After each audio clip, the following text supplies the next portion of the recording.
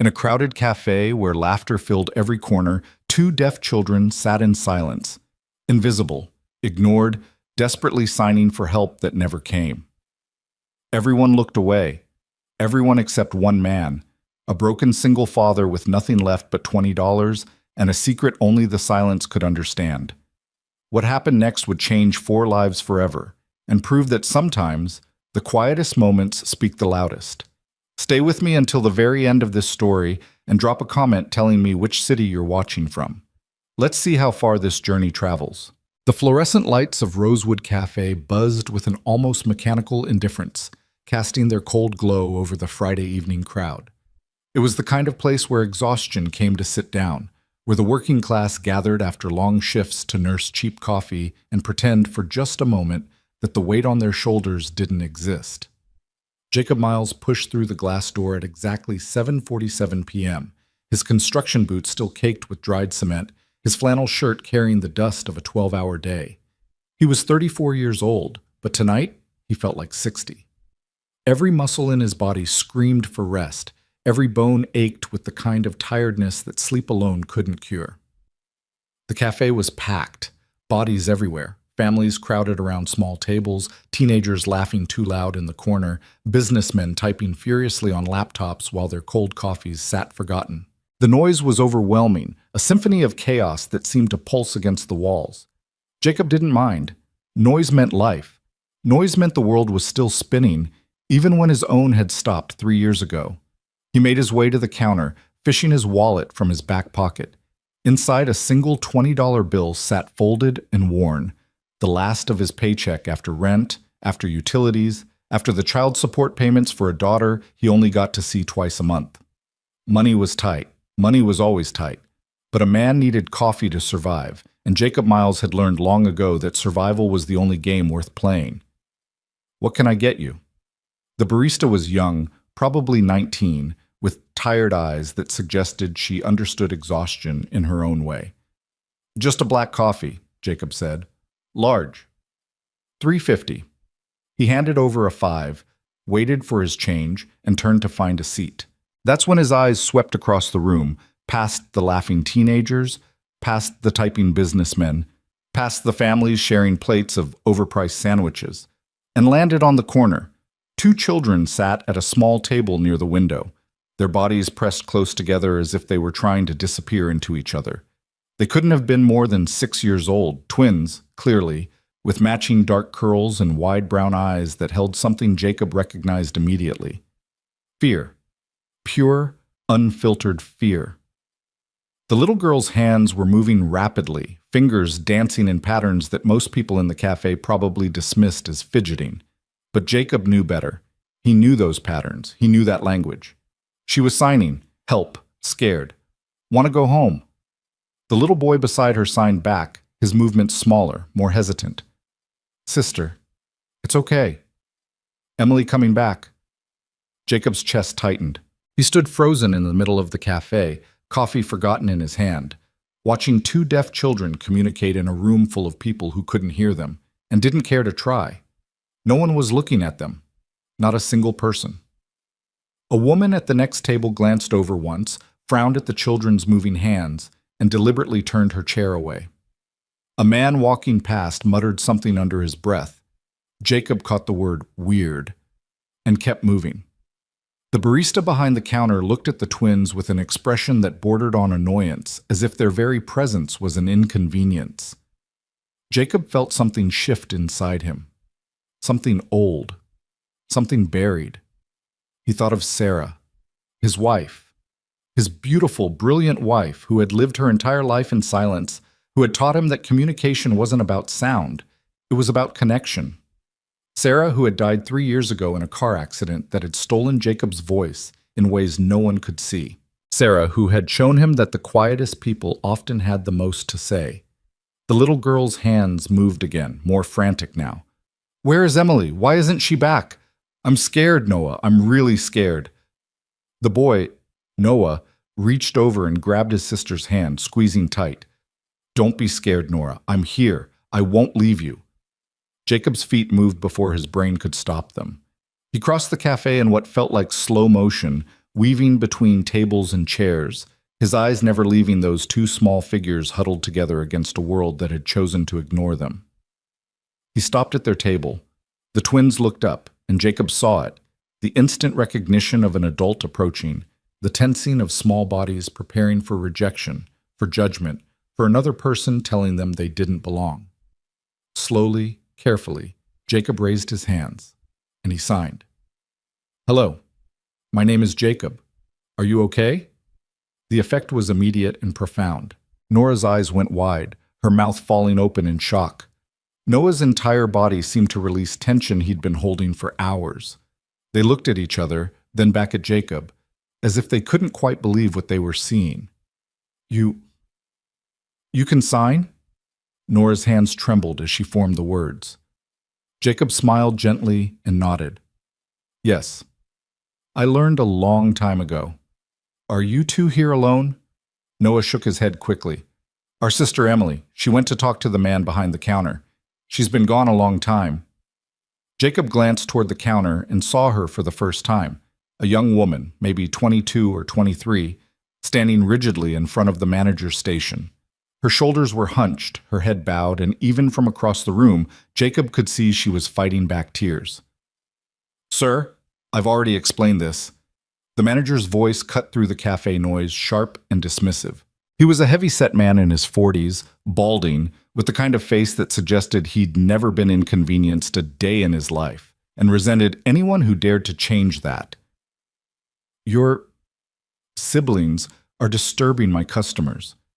The hand movements, the sounds they make. They're not making sounds." The young woman's voice cracked. "They're communicating. They're deaf. This is how they talk." "Well, they can talk somewhere else." The manager crossed his arms. "This is a family establishment. We have standards." "They are family!" The woman's composure shattered. "They're my family. My little brother and sister who haven't eaten since breakfast because I've been working a double shift and the daycare canceled last minute, and I had no choice but to bring them here, and they've been so good. They've been so patient, and all I wanted was to buy them some dinner and, ma'am, lower your voice. I am lowering my voice. You're the one who... I'm going to have to ask you to leave." The cafe had grown quieter now. Heads were turning. People were watching the spectacle unfold with the kind of morbid curiosity that humans reserved for other people's pain, fascinated, but unwilling to help. Jacob set his coffee down on the twins' table. "Stay here," he signed to Noah and Nora. "I'll be right back." He walked toward the counter, and something in his stride must have communicated authority because the manager's eyes shifted to him immediately, wary and defensive. "Can I help you?" The manager's tone suggested he very much did not want to help anyone. "Yeah." Jacob's voice was calm, steady. "You can start by apologizing to this woman." The manager blinked. "Excuse me?" "You heard me." Jacob positioned himself beside the young woman. Emily, the twins had called her. Up close, he could see the dark circles under her eyes, the way her hands shook slightly, the coffee stain on her waitress uniform that suggested she'd come straight from work without time to change. "Those children in the corner aren't disturbing anyone. They're communicating in the only way they can. That's not a disruption, that's a conversation." "Sir, this is none of your business." "I'm making it my business." The manager's face reddened. "Are you with them?" "I am now." Emily turned to look at Jacob, confusion and desperation warring in her expression. "I'm sorry, who are you?" "Someone who understands." Jacob met her eyes. "Those are your siblings, Noah and Nora?" She nodded slowly, thrown off by the fact that a complete stranger knew her twins' names. "They're scared," Jacob continued. "They've been sitting over there signing about how scared they are, asking where you went, wondering why everyone keeps looking at them like they've done something wrong." He paused, letting the words sink in. "Do you know how I know that?" Emily shook her head. Jacob raised his hands and signed smoothly. "Because I speak their language." For a moment, Emily just stared. Then her face crumpled, and she pressed a hand to her mouth as tears spilled down her cheeks. "Oh my God," she whispered. "Oh my God." "Hey," Jacob's voice gentled. "It's okay. Breathe." "You don't understand." Emily's words came out in a rush, tumbling over each other. "No one ever, they never, everywhere we go, People just stare, or they get annoyed, or they act like my brother and sister are broken somehow, like they're less than. And I try so hard to explain, but no one listens. No one cares. And I'm so tired. I know. You don't know. Emily's voice rose again, raw with exhaustion. You can't possibly know what it's like to watch two beautiful, brilliant children be treated like they're invisible. Like they don't matter. Like they don't deserve the same basic human decency as everyone else in this room. I do know. Something in Jacob's tone made Emily stop. He took a breath. My wife was deaf, he said quietly. For 12 years, I watched the world look right through her. Watched people assume she was stupid because she couldn't hear. Watched waiters talk to me instead of her because they didn't want to bother trying. Watched her cry in the car after family dinners where nobody included her in the conversation. Jacob's jaw tightened. So yes, I know exactly what it's like. Emily's tears fell faster now, but something had shifted in her expression. Recognition, maybe. Connection. Was, she asked softly. She passed away 3 years ago. I'm so sorry. Jacob shrugged, but the gesture held none of its usual casualness. The world's a hard place for people who communicate differently. Doesn't have to be, but it is. He turned back to the manager, who had been watching this exchange with growing discomfort. Now, about that apology. The manager's face twisted. I don't have to apologize for maintaining the standards of my establishment. Your standards? Jacob's voice dropped, taking on an edge that made several nearby customers shift in their seats. Your standards are discriminating against disabled children. Your standards are making a young woman cry because her siblings don't communicate the way you think they should. Your standards are everything that's wrong with this world. He stepped closer to the counter. Let me be real clear. Those kids are going to sit at that table, and they're going to eat dinner, and they're going to sign to each other as much as they want. And you're going to leave them alone. You're going to leave all of us alone. Or I promise you, by tomorrow morning, every disability rights organization in the state is going to know the name of this cafe and exactly how you treat deaf children. The manager's face had gone from red to pale. You can't threaten me. I'm not threatening you. I'm making you a promise. Jacob held the man's gaze without flinching. Your choice. The silence stretched. The entire cafe seemed to hold its breath. Finally, the manager looked away. Fine, he muttered. Just keep them quiet. Jacob almost laughed. Almost. Instead, he just shook his head and turned to Emily. Come on, let's get those kids fed. They walked back to the corner table together, and the moment Noah and Nora saw their sister, they practically launched themselves off their chairs. Emily dropped to her knees and gathered both twins in her arms, holding them so tight it looked like she was trying to absorb their fear through sheer force of will. It's okay, she signed over their shoulders. I'm here. I'm sorry I was gone so long. I'm here now. Jacob stood back, giving them space, but Nora's eyes found his over Emily's shoulder. The little girl's hands moved hesitantly. The nice man helped. The nice man who talks like us. Emily pulled back, wiping her eyes, and looked up at Jacob. I don't even know your name? Jacob? Jacob Miles? Emily Hart. She stood, keeping one hand on each twin's shoulder, as if she was afraid to let go. I don't know how to thank you. What you did back there, no one's ever... She stopped, shook her head. No one's ever stood up for us like that. Shouldn't have to be special, Jacob said. Should just be normal. But it's not. Not for us. Emily's voice was heavy with exhaustion that went far deeper than one difficult evening. This is our life. Every day. Every restaurant, every store, every doctor's office. People staring, people whispering, people deciding my siblings are problems to be dealt with instead of children to be loved. Jacob nodded slowly. I know. You keep saying that. Because it's true. He glanced down at Noah and Nora, who were watching him with something that looked dangerously close to hope. Look, I don't want to overstep, but those kids need to eat, and you look like you haven't sat down in about 12 hours. Let me buy dinner, please. Emily's pride flared immediately. I can't let you do that. You can, actually. We don't take charity. It's not charity. Jacob pulled the 20 from his wallet, the last money he had until his next paycheck. It's one tired person helping another, that's all. Emily looked at the bill, then at Jacob's face, then at her siblings, who were now signing rapidly to each other. The nice man is going to get us food. Real food? Hot food? I think so. Nora, I'm so hungry. Me too, Noah. Me too. Emily's resistance crumbled. Okay, she whispered. Okay, thank you. They ordered.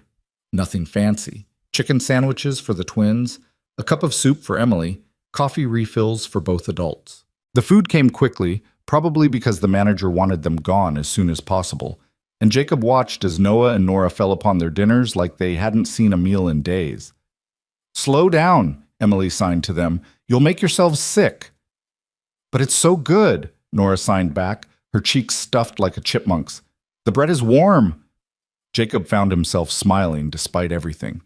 The twins' joy was contagious, a small, bright spot in the exhausting gray of his day. How old are they? He asked. 6. They'll be 7 in March. Emily stirred her soup without eating it, too tired or too worried to have much appetite. I've been raising them since they were 4. Our mom passed and our dad... She trailed off, her expression hardening. Our dad decided he wasn't interested in raising deaf children. Jacob's hand tightened around his coffee cup. He left? The day after the funeral. Emily's voice was matter-of-fact, but the pain beneath it was unmistakable. Packed a bag, emptied the bank account, and disappeared. Left me with 2 traumatized toddlers who couldn't hear me explain where mommy went, who couldn't hear me promise everything would be okay, who could only watch my face and try to understand why their whole world had fallen apart. Emily. I was 19. She laughed, but there was no humor in it. 19 years old, working part-time at a grocery store, no college degree, no savings, no plan. Just 2 little kids who needed me to be everything. Mother, father, sister, advocate, interpreter, everything. Jacob let the silence sit between them, understanding that sometimes people needed space more than words. The first year was the hardest, Emily continued.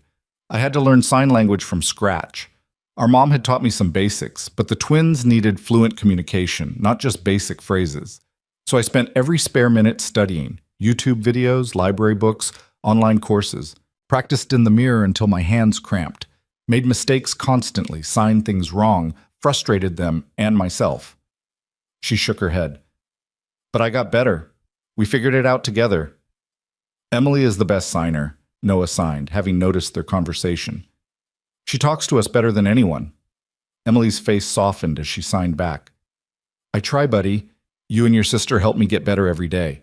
The nice man is good too, Nora added. His hands moved pretty. Jacob felt his throat tighten at the innocent compliment. Tell her thank you for me. Emily relayed the message and Nora beamed. For the next half hour, they sat together at that corner table, 2 strangers and 2 children, and something shifted in the air around them. The tension that had gripped Emily's shoulders began to ease. The fear in the twins' eyes faded, replaced by curiosity and cautious comfort. Even the cafe itself seemed less hostile, though Jacob noticed several patrons still shooting disapproving glances their way. He didn't care. Let them look. Can I ask you something? Emily said eventually, her soup bowl empty now. Sure. Your wife, the one who was deaf. She hesitated. You said she passed 3 years ago. How have I coped? Emily nodded. Jacob stared at his coffee, watching the steam curl upward and dissipate into nothing. I haven't, he admitted. Not really. I go to work, I come home, I eat, I sleep, I repeat. I see my daughter when I can, call her every night before bed. I exist. He paused. But living? Actually living? That stopped when Sarah did. I'm sorry, I shouldn't have asked. No, it's okay. It's just... Jacob struggled to find the words. Sarah was everything to me. She was the first person who ever really saw me, you know? Not my background, not my struggles, not all the ways I didn't measure up. Just me. And she loved me anyway. Loved me because of who I was, not in spite of it. His voice roughened. When she died, I lost my voice. which is ironic considering she never had one to begin with, but that's what it felt like. Like the only person who understood my language was gone, and I was left here trying to communicate in a world that suddenly made no sense. Emily reached across the table and touched his hand briefly. She sounds wonderful. She was. Jacob cleared his throat. She was fierce and funny and kind.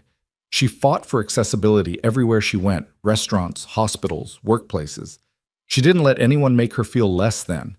She used to say that being deaf wasn't a disability, it was just a different ability. That the world was the one with the problem, not her. She was right.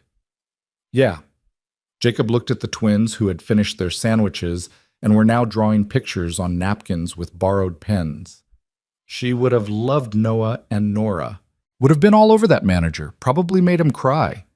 He smiled faintly at the thought. She didn't take crap from anyone.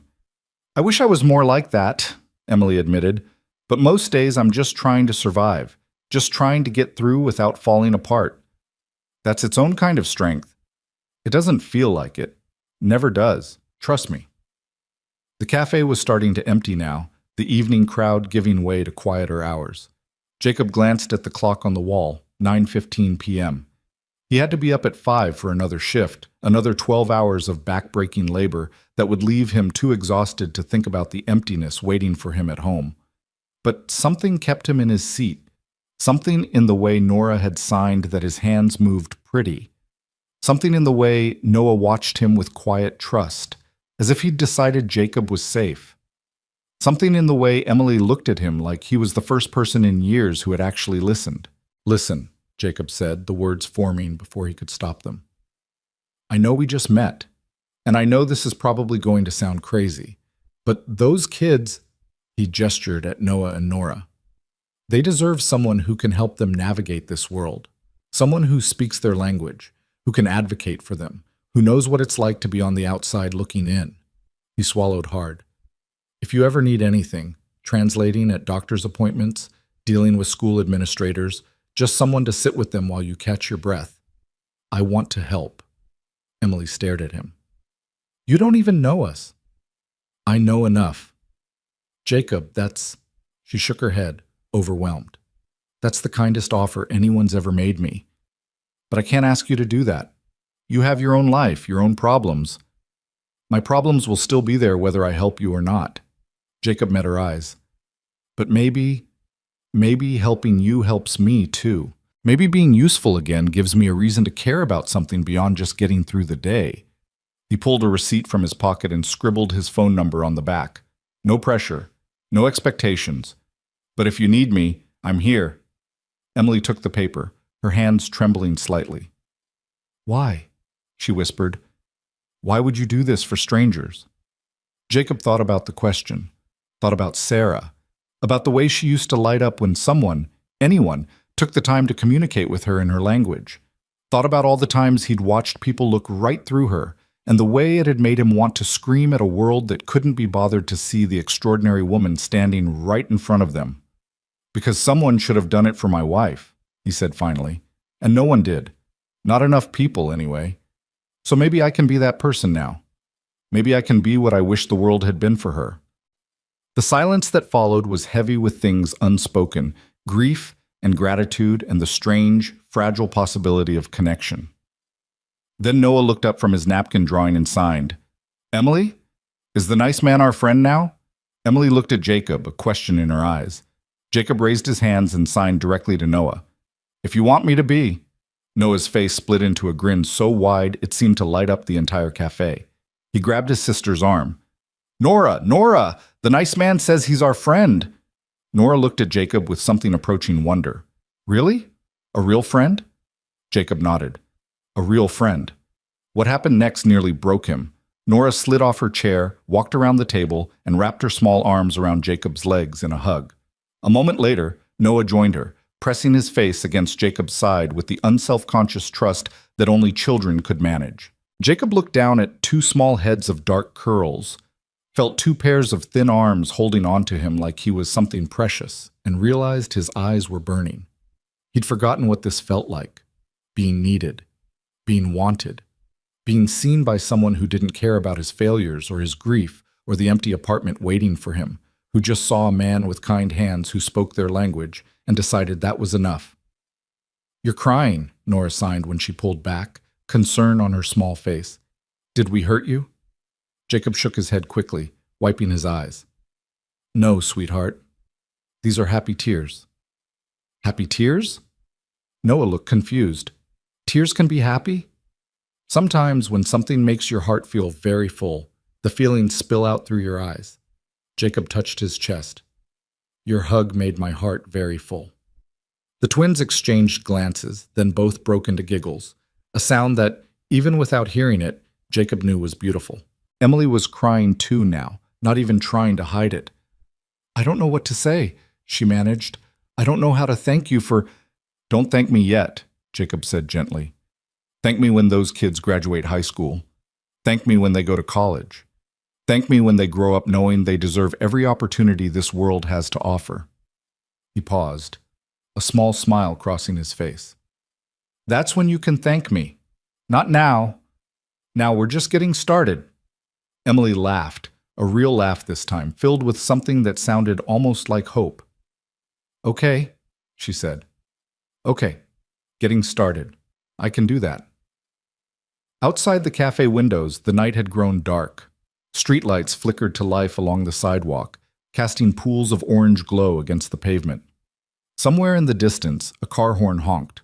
Somewhere else, a dog barked at shadows. Inside, at a corner table that had witnessed so much pain and rejection just hours ago, 4 people sat together: an exhausted single dad, an overwhelmed young woman, and 2 deaf twins who had spent most of their short lives feeling invisible. They weren't invisible anymore. Jacob stayed with them until the cafe closed, helping Emily gather up the twins' napkin drawings, making sure Noah had his jacket zipped all the way up, signing silly jokes to Nora just to see her face scrunch up with laughter. At the door, Emily paused. "Jacob?" "Yeah?" "I'm going to take you up on your offer, not because I can't do this alone. I've been doing it alone for 3 years. But because—" she struggled. "Because those kids deserve more than just surviving. They deserve someone in their corner who understands them. And maybe, just maybe, you're that person." Jacob nodded. "I'll try to be." "One more thing." Emily hesitated. "I don't know what you believe in. God, fate, the universe, whatever. But I think my mom sent you to us tonight. I really do. Because the odds of you walking into that cafe, knowing sign language, caring enough to help—" She shook her head. "That's not coincidence. That's something else." Jacob thought about that. Thought about the way his feet had moved before his brain could stop them. Thought about the strange, insistent pull toward that corner table. "Maybe," he said quietly, "or maybe sometimes broken people just find each other." Emily smiled, a real, full smile that transformed her tired face into something almost luminous. "Maybe that's the same thing." She took the twins' hands and walked out into the night, pausing at the edge of the parking lot to wave. Noah and Nora waved too, their small hands moving enthusiastically. "Bye, friend Jacob," Nora signed. "See you soon," Noah added. Jacob raised his hand and signed back, "See you soon." He stood in the doorway of the cafe until they were out of sight, until Emily's old Honda disappeared around a corner and the parking lot was empty and the night pressed in around him with all its familiar silence. Then he walked to his truck, climbed inside, and sat there for a long moment without starting the engine. His hands were shaking. He looked at them, rough, calloused hands that had spent the day lifting cinder blocks and mixing cement, hands that used to hold Sarah's face when he kissed her, hands that had learned a whole new language just to tell her she was loved, hands that tonight had reached out to 2 frightened children and offered them something the world had been refusing them their whole lives: respect, understanding, connection. Jacob started the engine. The drive home took 20 minutes, through streets he knew by heart, past buildings he'd stopped really seeing years ago. His apartment complex loomed at the end of the route, a tired collection of beige boxes stacked 3 stories high, filled with people all trying to get through their days without falling apart. He parked, climbed the stairs, unlocked his door. The apartment was exactly as he'd left it, sparse, functional, empty. A couch he'd bought secondhand, a television he rarely turned on, A kitchen table where he ate alone every night, staring at the chair across from him where Sarah used to sit. Tonight, though, something felt different. Jacob moved through the space without turning on lights, letting the glow from the street lamps outside guide his way. He stopped at the small table by the window, the one that held a framed photograph of Sarah and him on their wedding day. She was laughing in the picture. He remembered that moment exactly, how she'd signed something funny right before the photographer clicked the shutter, how he'd burst out laughing in response, how the photographer had complained that they'd ruined the shot, but Jacob had insisted on keeping it anyway, because that was Sarah. That was them.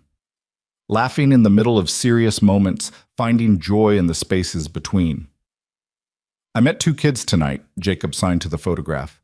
It was something he did sometimes, when the loneliness got too heavy. Talk to her, pretend she could still hear him in whatever way hearing worked after death. Deaf twin Sar, 6 years old, scared and alone and ignored by everyone. Sound familiar? The photograph didn't answer. Of course it didn't. I helped them, he continued, or I tried to. I don't know if I did it right. Don't know if I said the right things or made the right promises. But I tried, Sarah. I tried to be what the world should have been for you. His hands faltered, dropping to his sides. I miss you. God, I miss you so much, every single day. And I know you'd tell me to stop wallowing, stop existing, and start living again. But I don't know how, Sarah. I don't know how to live in a world without you in it. He stood there for a long time, alone in the dark, the weight of 3 years pressing down on his shoulders. Then slowly, he straightened. But tonight, for the first time since you left, I felt something. Something other than tired and sad and empty. Those kids looked at me like I mattered, like I could make a difference, like maybe, just maybe, there was still a reason for me to keep going. He touched the frame gently, fingertips brushing against the glass. I don't know if you sent them to me. I don't know if the universe works that way, but I'm choosing to believe it does. I'm choosing to believe that you're still looking out for me somehow, even now. So thank you, Sarah. Thank you for teaching me your language. Thank you for showing me what it means to really see someone. Thank you for loving me in ways I'm still trying to understand. And thank you for Noah and Nora. I'll take care of them, Sarah. I promise. I'll be what you deserved, what they deserve. I'll be the voice that speaks up when no one else will. Jacob wiped his eyes, took a deep breath, and finally turned on the lights. The apartment didn't feel quite so empty anymore. It would tomorrow, and the day after that, and probably for a long time to come. But tonight there was something new. Hope. Fragile and uncertain and probably foolish, but hope nonetheless. Hope that maybe, just maybe, a broken single dad and an overwhelmed young woman and 2 beautiful deaf children had found each other for a reason. Hope that the silence didn't have to be lonely. Hope that family could be built from the strangest, most unexpected pieces. Jacob walked to his bedroom, set his alarm for 5 a.m., and lay down in the dark. For the first time in 3 years, he fell asleep thinking about tomorrow instead of yesterday. And somewhere across town, in a small apartment crowded with hand-me-down furniture and paperwork, and the weight of too much responsibility, Emily Hart tucked her siblings into bed, signed I love you against their small palms, and allowed herself to believe that things might actually get better. That help had arrived. That she wasn't alone anymore. Noah and Nora fell asleep holding hands, their faces peaceful in ways Emily hadn't seen in months. And outside, the night wrapped around all of them. The single dad in his empty apartment, the young woman in her crowded one, the twin children in their shared bed, binding them together in ways none of them could yet understand. The first chapter of their story had been written. The rest was waiting to unfold. 3 days passed before Emily found the courage to use the number Jacob had scribbled on that receipt. She stared at it for hours that first night. The paper creased and soft from being folded and unfolded so many times. Part of her wanted to believe, desperately, achingly wanted to believe, that this stranger with the kind eyes and the fluent hands would actually follow through. But experience had taught her better. People made promises all the time. People said they wanted to help, offered phone numbers and sympathetic smiles, then disappeared the moment things got inconvenient. Her own father had been the first to teach her that lesson.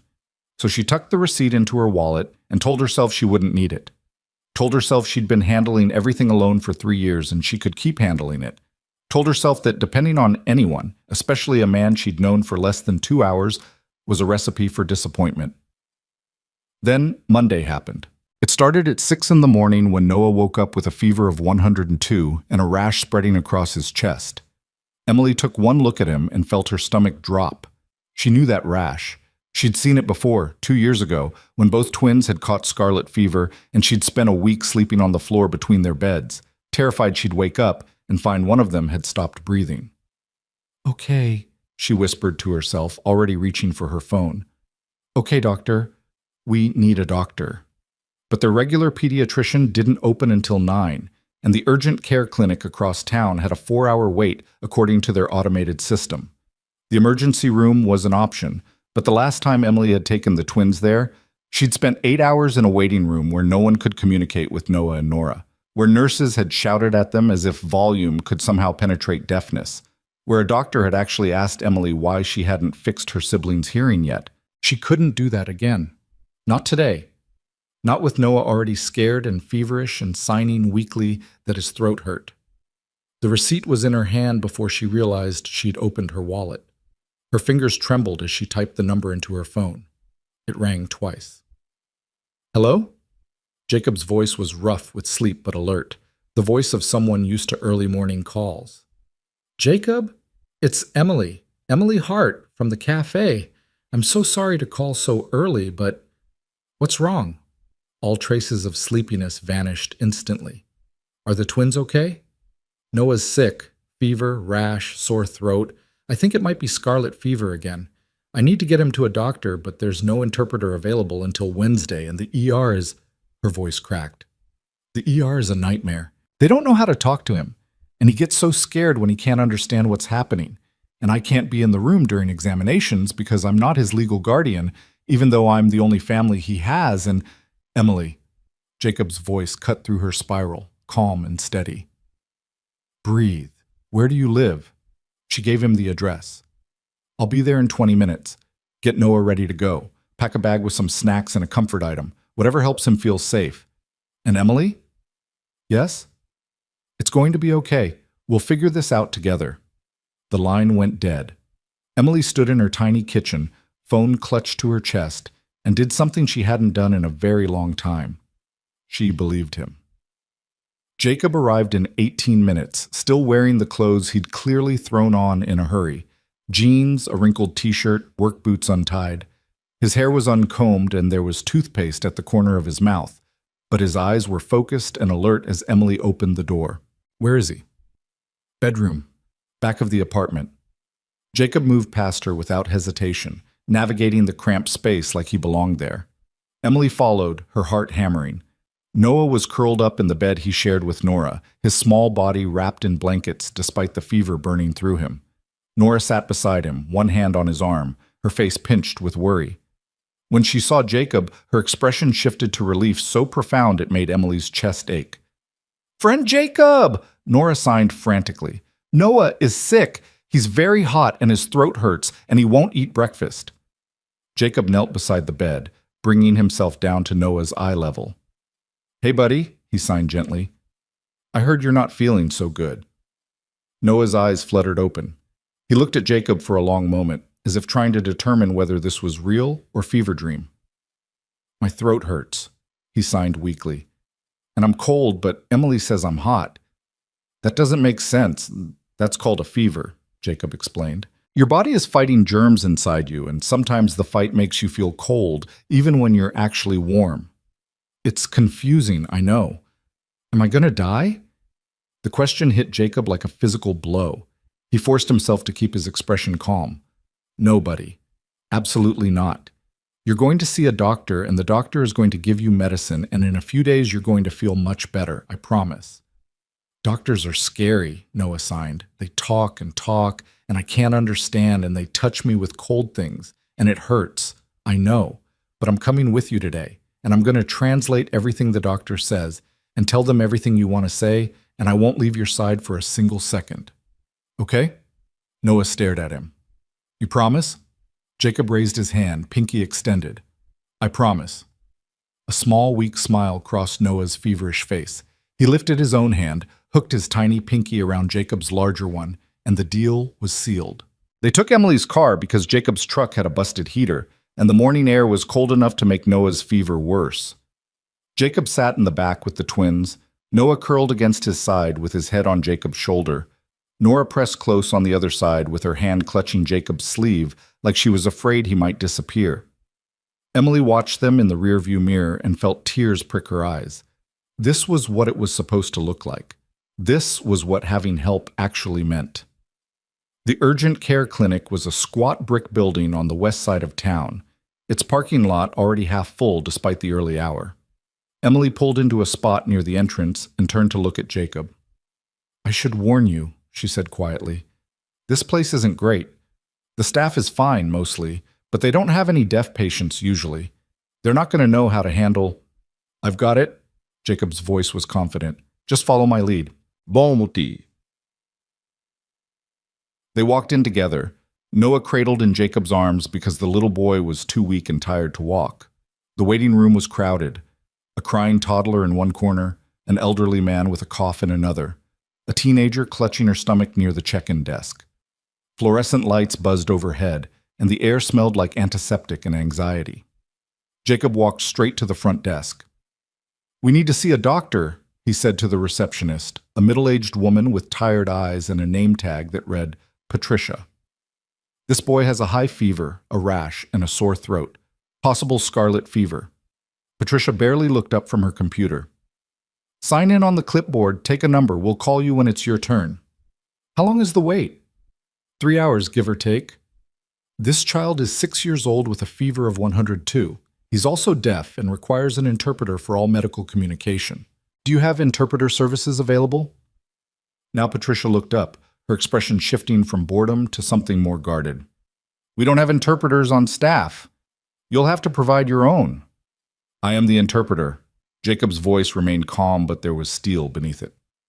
"I'm fluent in American Sign Language, and I'll be translating for Noah throughout his examination and treatment.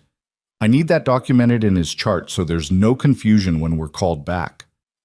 Patricia blinked.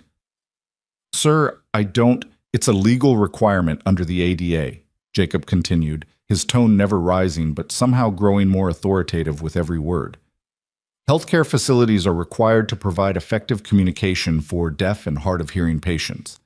If you don't have an interpreter on staff, you're required to accept a qualified interpreter provided by the patient's family. I'm that interpreter. Now, can we get Noah registered, or do I need to speak with your supervisor about compliance issues?" The transformation in Patricia's demeanor was immediate.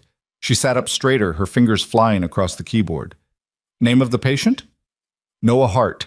Date of birth, March 15th, 2018. Relationship to patient?" Jacob hesitated for just a fraction of a second. Emily stepped forward. "I'm his sister and legal caregiver, Emily Hart.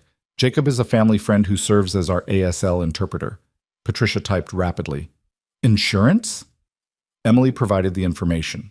Medicaid, the only thing standing between her family and financial ruin every time one of the twins got sick. Patricia processed it all without comment, printed out a stack of forms and handed them over. "Fill these out and bring them back. Someone will call Noah's name when it's time." They found seats in a relatively quiet corner of the waiting room. Emily filled out the paperwork while Jacob sat with both twins, keeping up a steady stream of signed conversation designed to distract Noah from his misery and Nora from her worry. "Did you know that doctors used to think fevers were caused by evil spirits?" Jacob signed to them. "Hundreds of years ago, people believed that when you got sick, it meant a tiny demon had crawled inside your body and made itself at home." "That's silly," Nora signed, her nose wrinkling. "Everyone knows germs make you sick. Emily taught us about germs." "You're absolutely right, but back then they didn't have microscopes, so they couldn't see germs. They had to make up explanations for things they didn't understand." "What did they do to get rid of the demons?" Noah asked, his sign sluggish but curious. "Oh, all kinds of crazy things. They would dance around and shake rattles. Sometimes they would put leeches on people. Those are like little worm creatures that suck your blood. Gross." Both twins signed simultaneously, their faces screwed up in matching expressions of disgust. Jacob grinned. "I know, right? Aren't you glad we live in modern times where doctors just give you medicine instead of covering you in blood-sucking worms?" Noah considered this. I guess the doctor isn't so bad compared to leeches. Exactly. See? Perspective helps. Emily finished the paperwork and returned it to the desk, then came back to sit beside Jacob. She watched him with the twins, the easy way he communicated, the patience in his movements, the genuine affection in his eyes, and felt something shift in her chest. "You're really good with them," she said quietly. Jacob shrugged. "They're easy to be good with." "No, I mean," Emily struggled to articulate what she was feeling. "You treat them like people. Complete, whole people who happen to communicate differently, not like problems to be solved or burdens to be managed, just people. Because that's what they are. You'd be amazed how many adults don't understand that." Jacob was quiet for a moment, his hands still as Noah dozed against his shoulder. "Sarah used to say that the hardest part of being deaf wasn't the silence," he said finally. "It was the way hearing people looked at her, like she was broken, like there was something fundamentally wrong with her that needed to be fixed. She said she could handle not hearing music or birds or voices. What she couldn't handle was being treated like less than human just because her ears didn't work the same as everyone else's." Emily nodded slowly. "The twins get that look all the time, from teachers, from doctors, from random people on the street. It's like they can't see past the deafness to the actual children underneath. That's why representation matters. That's why having people in their lives who speak their language matters." Jacob looked down at Noah's sleeping face. "These kids need to know they're not alone. They need to see adults who understand them, who advocate for them, who show them that being deaf doesn't make them less valuable or less capable or less worthy of love." Is that what Sarah had? That kind of support? Eventually. Her family was complicated. Her parents were hearing and they never really learned to sign fluently. She grew up feeling isolated in her own home, like a stranger among people who were supposed to love her unconditionally. It wasn't until she went to Gallaudet for college that she found her community, found people who understood her without translation. Jacob's voice softened. She used to say that discovering the deaf community was like finding out she'd been wearing shoes on the wrong feet her whole life. Suddenly, everything fit. Everything made sense. "I want that for Noah and Nora," Emily said fiercely. "I want them to have community, to have role models, to have people who make them feel like they belong." "They will. We'll make sure of it." The conviction in his voice made Emily's throat tighten. "Why do you keep saying we? You barely know us. You have no obligation to talk." "I know what it's like to watch someone I love struggle in a world that wasn't built for them." Jacob met her eyes. "And I know what it's like to feel helpless in the face of that struggle, to want to fix everything and not be able to lie awake at night wondering if you're doing enough, being enough." He shook his head. "You're doing this alone because you have to be.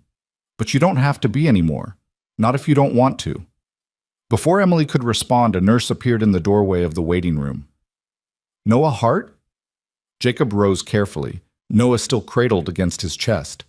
Nora grabbed Emily's hand, and together, the four of them followed the nurse back through the maze of corridors to an examination room. The next hour was unlike any medical visit Emily had ever experienced with the twins. When the doctor entered, a young woman with a brisk manner and kind eyes, Jacob immediately stepped forward and introduced himself as Noah's interpreter. He explained that Noah was deaf, that he would be translating all communication in both directions, and that he expected the doctor to address Noah directly rather than speaking about him in third person. The doctor, to her credit, adapted quickly.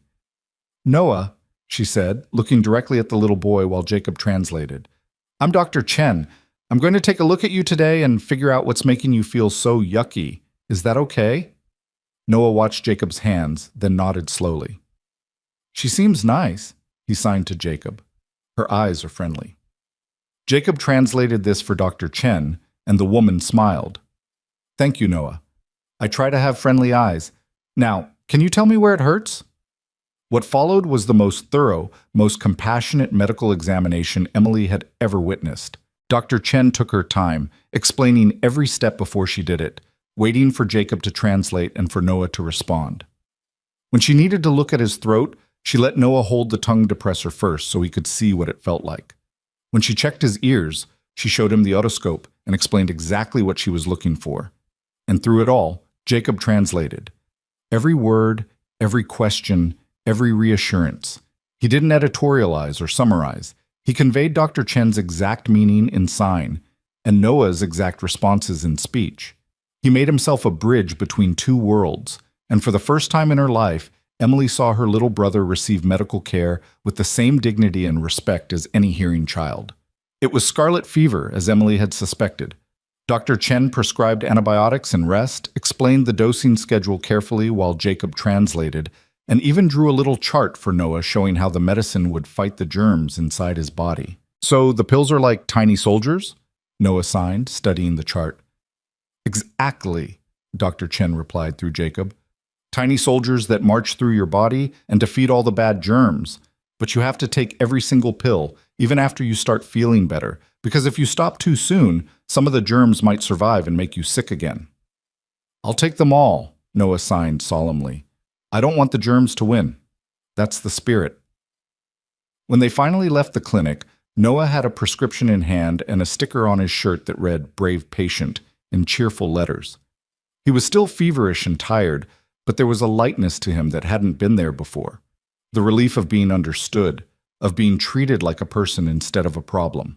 Jacob carried him to the car, and this time Nora didn't clutch his sleeve in fear. She held his hand freely, swinging it a little as they walked, signing one-handed about how brave her brother had been. Emily drove to the pharmacy while Jacob stayed in the car with the twins. When she came back out with the antibiotics, she found all three of them asleep. Jacob with his head tilted back against the seat, Noah curled in his lap, Nora pressed against his side with her thumb in her mouth. She stood there in the pharmacy parking lot for a long moment, just looking at them. This man, this stranger who had walked into their lives less than a week ago, had given up his morning, navigated a medical system that had never been designed for people like Noah, advocated fiercely for a child he had no legal or biological connection to, and was now sleeping in her cramped back seat with two kids draped over him like he was their favorite blanket. Emily didn't believe in miracles. Life had beaten that capacity out of her years ago, but standing there in the pale morning light, watching Jacob's chest rise and fall as Noah's small hand gripped his shirt, she wondered if maybe she'd been wrong. Maybe miracles didn't look like parting seas or burning bushes. Maybe miracles looked like a single father in a crowded cafe, noticing what no one else noticed, and choosing to reach out when he had every reason to walk away. She got in the car quietly, not wanting to wake them, and drove home through streets that suddenly seemed less gray. The days that followed established a rhythm none of them had anticipated. Jacob showed up at Emily's apartment every evening after work, still covered in construction dust, to help with homework and dinner and bedtime routines. He learned that Noah loved dinosaurs and dreamed of being a paleontologist, that Nora was obsessed with ballet and practiced pirouettes in the living room even though she'd never had a single lesson, that both twins were terrified of the dark but too proud to admit it. He learned that Emily worked 2 jobs, waitressing at a diner from 6 a.m. to 2 p.m., then cleaning offices from 4 p.m. to 8 p.m., and slept an average of 4 hours a night. He learned that she hadn't bought herself new clothes in 3 years, that she cut her own hair to save money, that she skipped meals so the twins could have seconds. He learned that she was drowning, and slowly, carefully, he started throwing her lifelines. "You can't keep doing this alone," Jacob told her one night, 3 weeks into their new arrangement. They were sitting on her tiny balcony while the twins slept inside, sharing a pot of coffee that neither of them needed but both of them wanted. "The schedule you're running, it's not sustainable. You're going to collapse." Emily stared out at the parking lot below, her hands wrapped around her mug. "I don't have a choice. The bills don't stop just because I'm tired." "What about government assistance? Disability services? There have to be programs?" "There are." Emily's voice was flat. "And I've applied to all of them. But there are wait lists for everything. Wait list for subsidized housing. Wait list for deaf education services. Wait list for respite care. Wait list for the wait list." She laughed bitterly. "Do you know how long the average wait time is for an ASL interpreter in the school system? 8 months. 8 months of my siblings sitting in classrooms where they can't understand anything, falling further and further behind, while bureaucrats shuffle paperwork." Jacob's jaw tightened. "That's unacceptable." "That's reality." Emily finally looked at him. You want to know the worst part? The twins' father, our father, he could fix all of this. He has money. He had a good job, a house, a savings account. When he left, he took everything. Cleaned out the bank account, sold the house out from under us, disappeared to God knows where. And because he's not legally declared dead or absent, I can't access any of his benefits on the twins' behalf. I can't even file for child support because I don't have his address. He just vanished? Like smoke. Emily's grip on her mug tightened. I tried to find him. Hired a private investigator, back when I still had a little money saved. Nothing. It's like he stopped existing the day he walked out. Sometimes I wonder if he planned it that way, made himself unfindable on purpose so he'd never have to deal with the burden of his deaf children. Jacob was quiet for a long moment, processing the depth of betrayal in her words. My father left too, he said finally. Different circumstances, but similar outcome. I was 12, came home from school one day and his closet was empty. No note, no explanation, no goodbye. Just gone. Emily turned to look at him. What did you do? What could I do? I was a kid. My mom fell apart, started drinking, stopped being able to hold down a job. I picked up the slack where I could. Paper routes, mowing lawns, anything that would bring in a few dollars. Dropped out of high school at 16 to work full time. Spent most of my 20s just trying to keep my head above water. Jacob shrugged. Sound familiar? Too familiar. Emily's voice was soft. When did things get better? When I met Sarah. Something shifted in Jacob's expression, a softening that Emily had come to recognize as his Sarah look.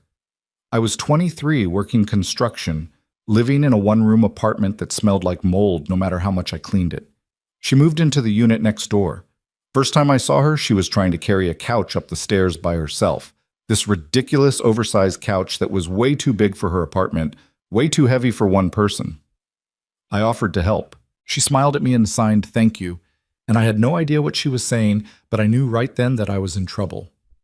Emily smiled. Love at first sight? Something like that. More like fascination at first sight that turned into love pretty quickly. Jacob's eyes had gone distant, lost in memory. She was so patient with me, taught me to sign, word by word, phrase by phrase. Never made me feel stupid for making mistakes. Never got frustrated when I forgot things or mixed up signs. She said learning to communicate with someone was an act of love, that every new word I learned was like giving her a gift.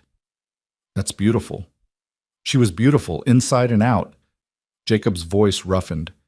The day she died was the worst day of my life. Worse than my father leaving, worse than my mother's drinking, worse than anything. Because Sarah wasn't just my wife, she was my whole world. My best friend, my teacher, my home. Without her, I didn't know who I was anymore. Emily reached over and touched his arm gently. I'm sorry. I shouldn't have asked. No, it's okay. It's good to talk about her. For a long time, I couldn't say her name without falling apart.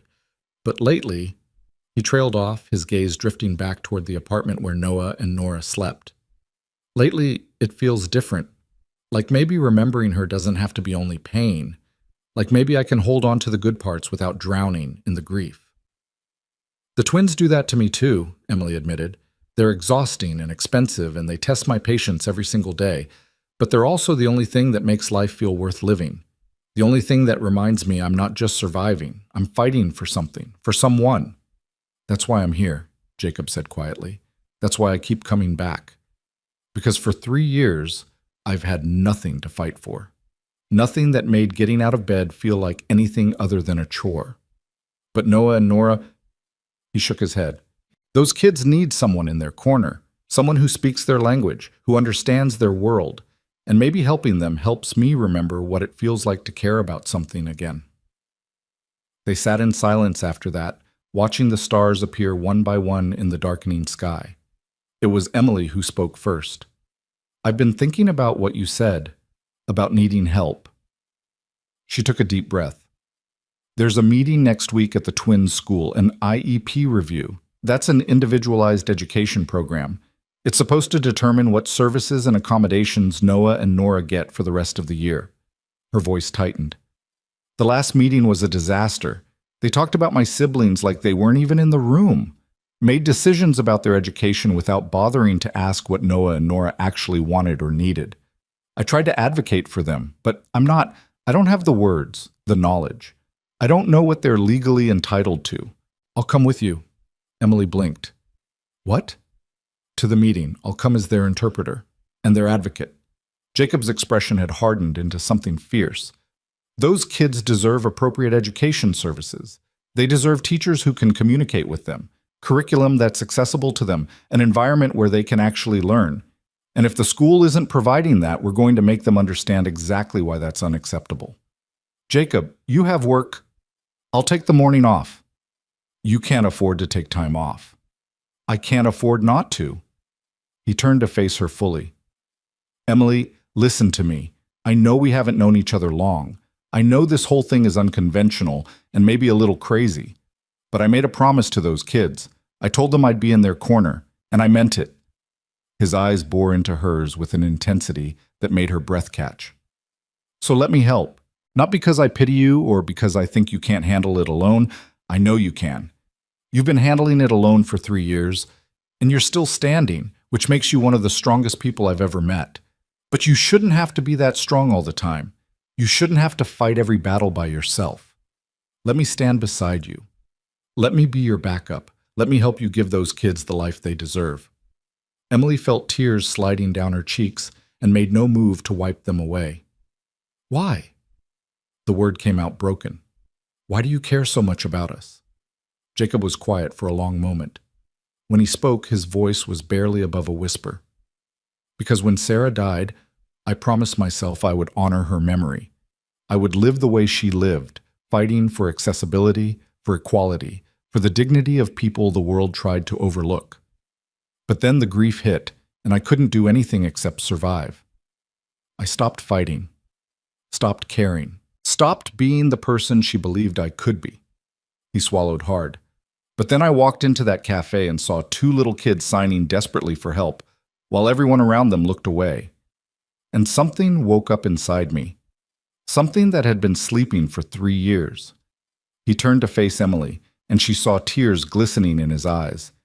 You and Noah and Nora, you gave me my purpose back.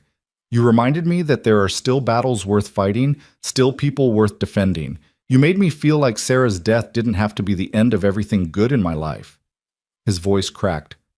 So why do I care so much about you? Because you saved me, Emily. You and those 2 incredible kids. You saved me when I didn't even know I needed saving.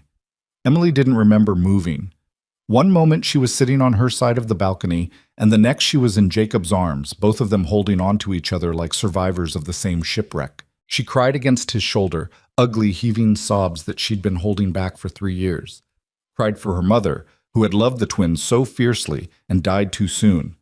Cried for her father, who had chosen selfishness over family. Cried for all the lonely nights and exhausting days and the constant, crushing weight of responsibility. And Jacob held her.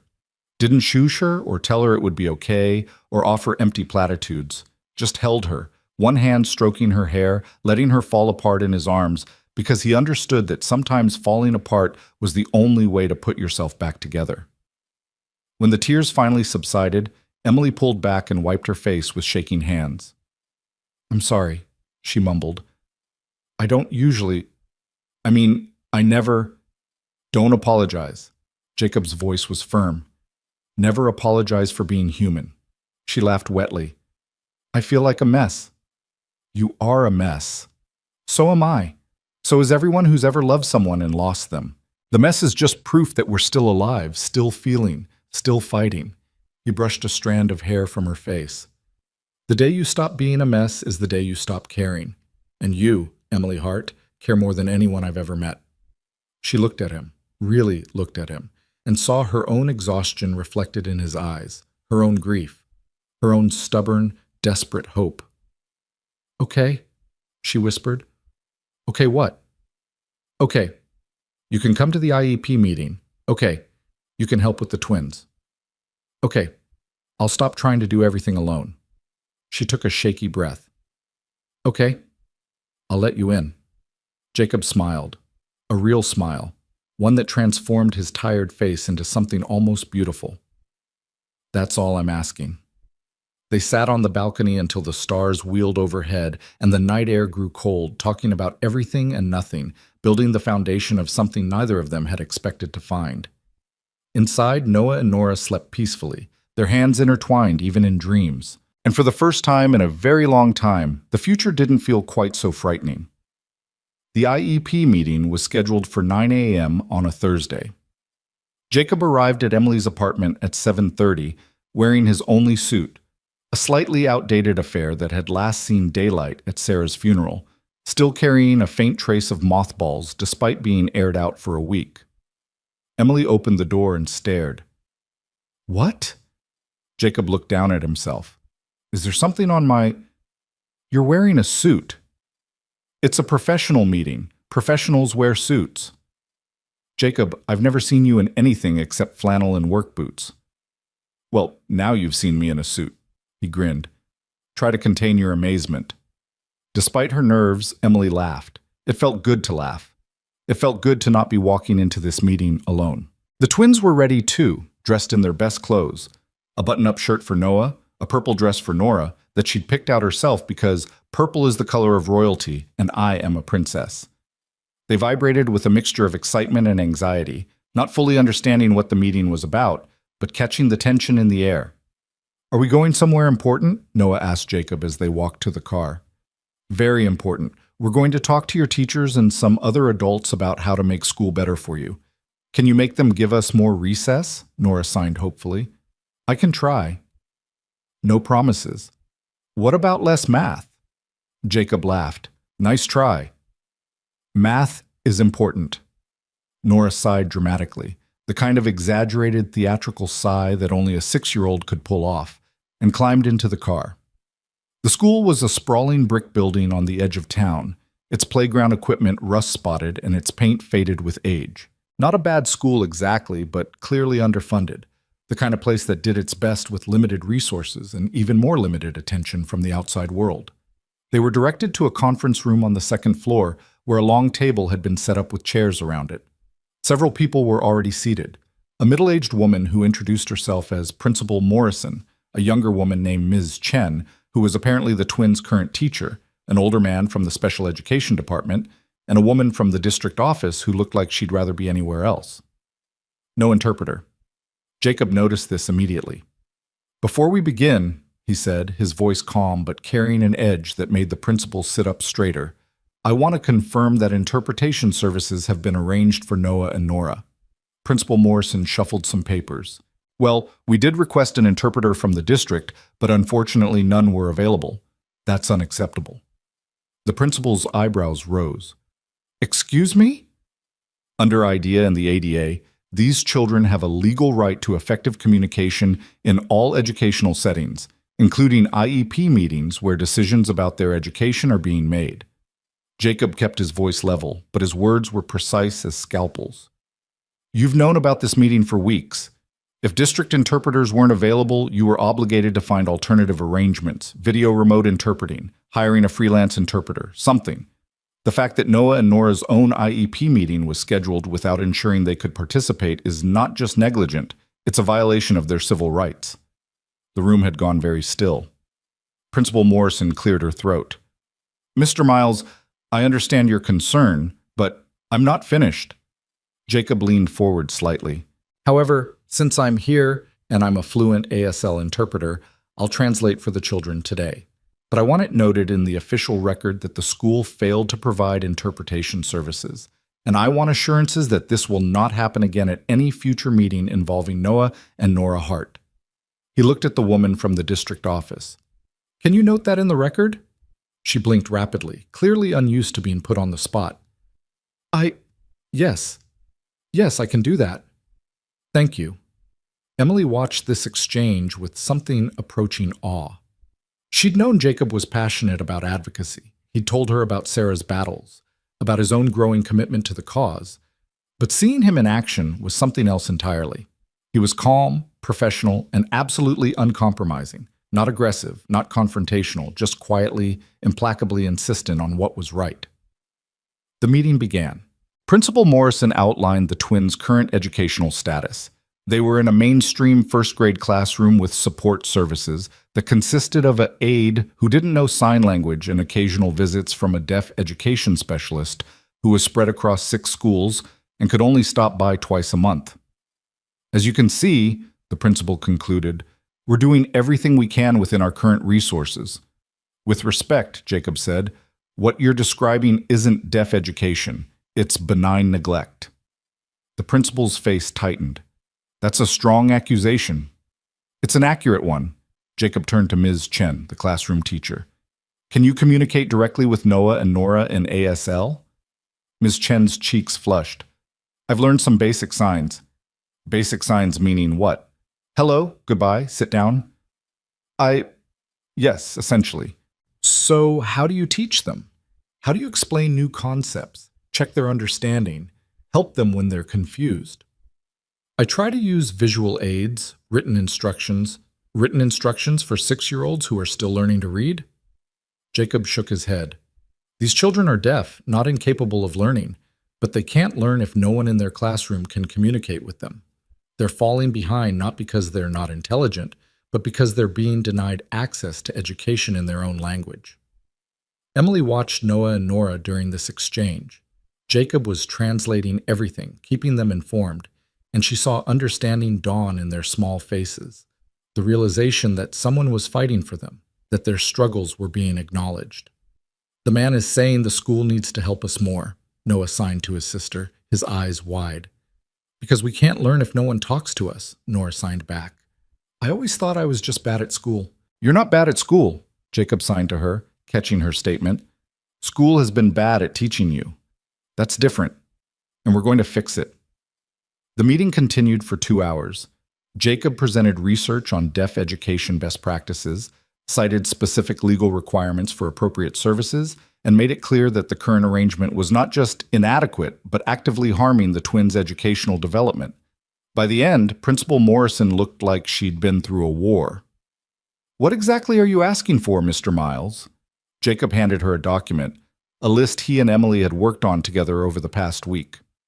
Full-time interpreter services in the classroom, a deaf education specialist on-site at least 3 days a week, staff training in basic ASL for all teachers and aides who interact with Noah and Nora, and I want it written into their IEP with specific, measurable goals and timelines.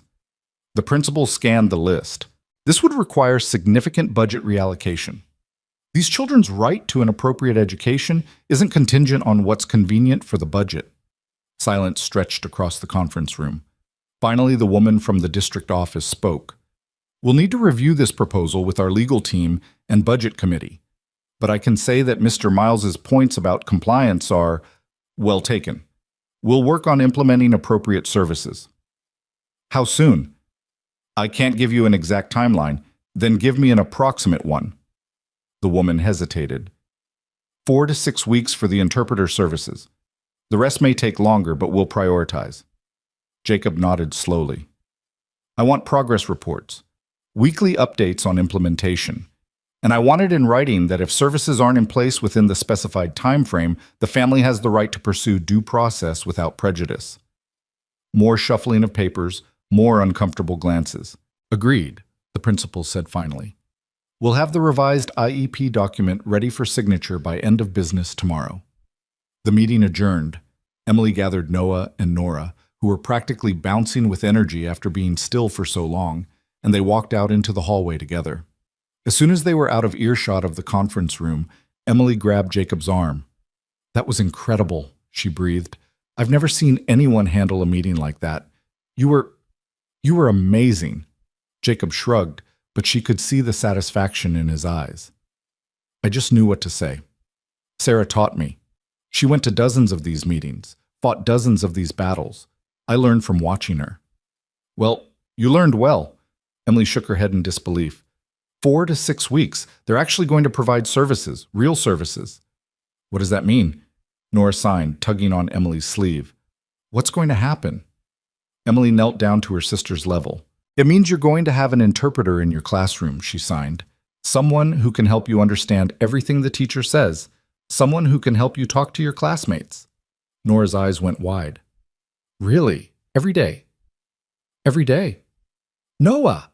Nora turned to her brother, grabbing his hands. We're going to have someone who talks like us at school. Noah's face lit up in a grin so bright it made Emily's heart ache. Does that mean I won't have to guess what the teacher is saying anymore? No more guessing, Emily confirmed. You'll know everything, and people will understand when I answer questions? Yes, buddy, people will understand you. Noah threw his arms around Emily's waist, hugging her so tight she nearly lost her balance. Nora joined a moment later, and then somehow Jacob was part of it too, one arm around Emily's shoulders, the other resting on Noah's back. They stood like that in the empty school hallway, four people bound together by circumstance and choice, and something that felt increasingly like family. And for the first time in years, the future didn't feel like a weight to be carried.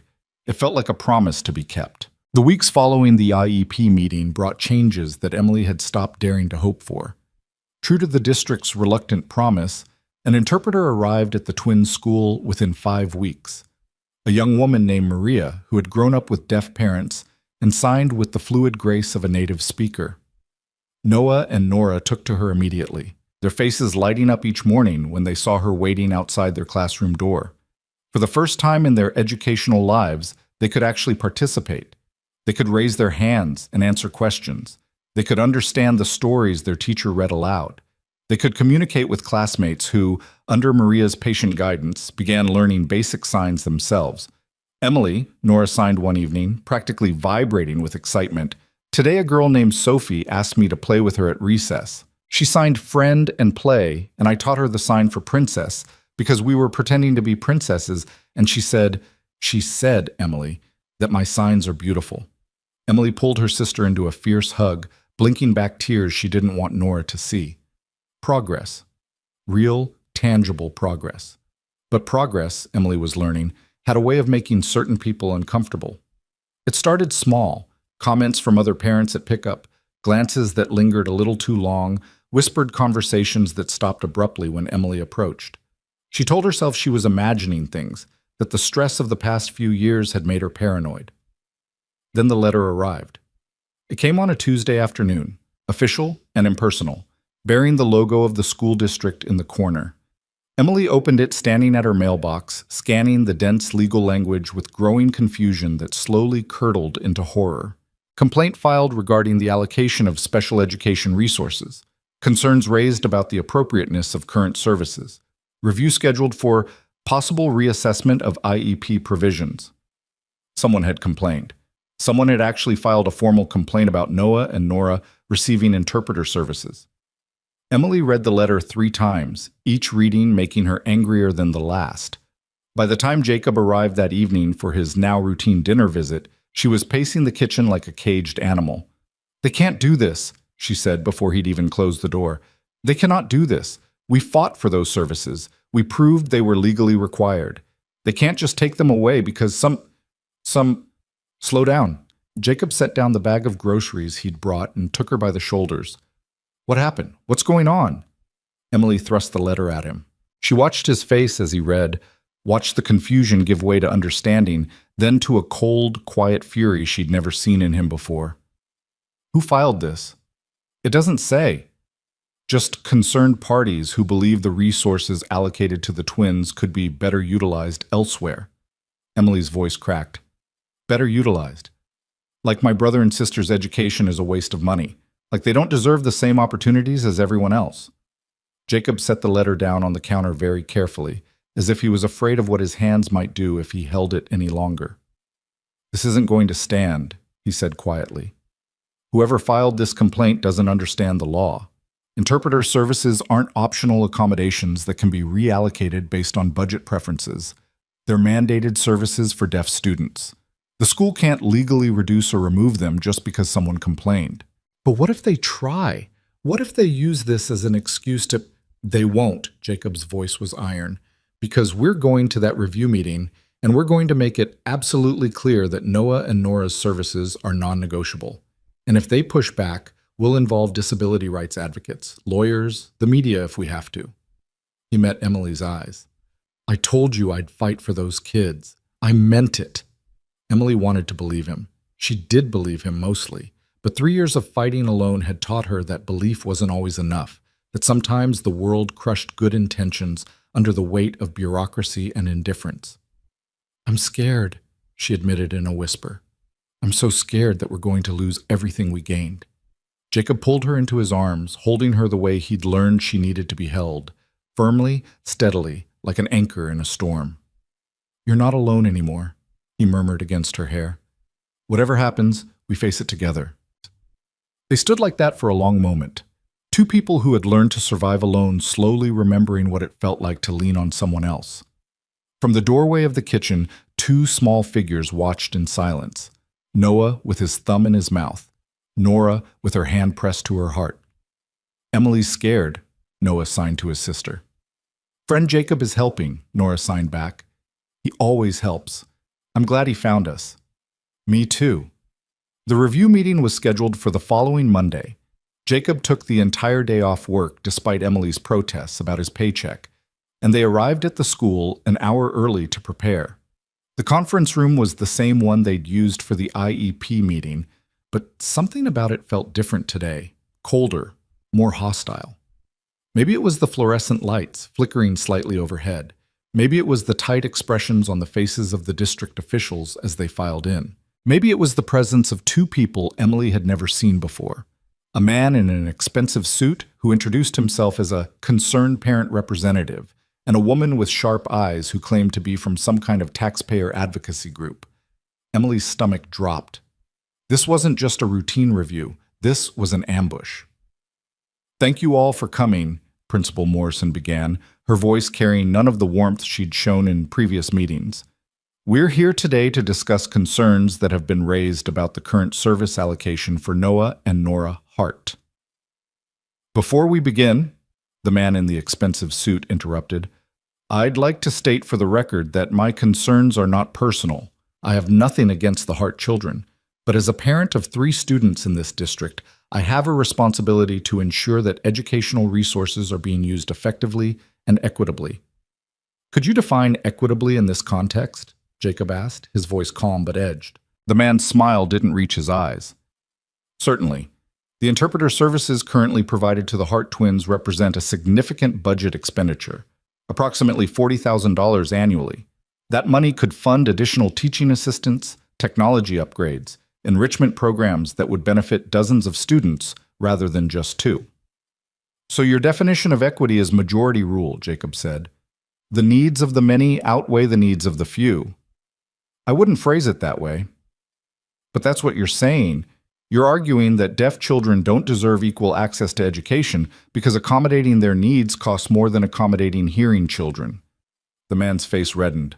"I'm arguing for fiscal responsibility." "You're arguing for discrimination."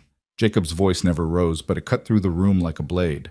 "What you're calling fiscal responsibility is actually suggesting that disabled children should receive fewer services because their disabilities are inconvenient for the budget. That's not equity. That's exclusion dressed up in accounting language." The woman from the taxpayer group leaned forward. "Mr. Miles, no one is suggesting discrimination. We're simply asking whether there might be more cost-effective ways to serve these children. Have alternatives been explored? Residential deaf schools, for instance, or you want to send them away." Emily's voice emerged strangled with fury. "You want to take my brother and sister from their home, from their family, and ship them off to some institution because their existence is too expensive for your budget." "Ms. Hart, please calm down." "Don't tell me to calm down." Emily was on her feet now, trembling with rage. "Don't you dare tell me to calm down when you're sitting there suggesting that my siblings should be removed from their community because they're deaf. Noah and Nora are 6 years old. They've already lost their mother and been abandoned by their father. And now you want to take them from the only family they have left because you don't want to pay for an interpreter?" "Emily." Jacob's hand on her arm, gentle but firm. "Sit down. Let me handle this." She sat, but her hands were shaking, her eyes burning with unshed tears. Jacob turned to Principal Morrison. "I'd like clarification on something. This meeting was called to review the twins' IEP services. Is the district actually considering reducing or eliminating those services based on the complaints raised here today?" The principal shifted uncomfortably. "We're obligated to consider all input from stakeholders." "That's not what I asked. Is the district considering removing interpreter services from Noah and Nora Hart?" A long pause. The district is exploring options. What options specifically? Another pause, longer this time. The principal glanced at the district official, who glanced at the man in the expensive suit, who smiled that cold, satisfied smile. There are alternative placements that might better serve the children's needs, the district official said finally.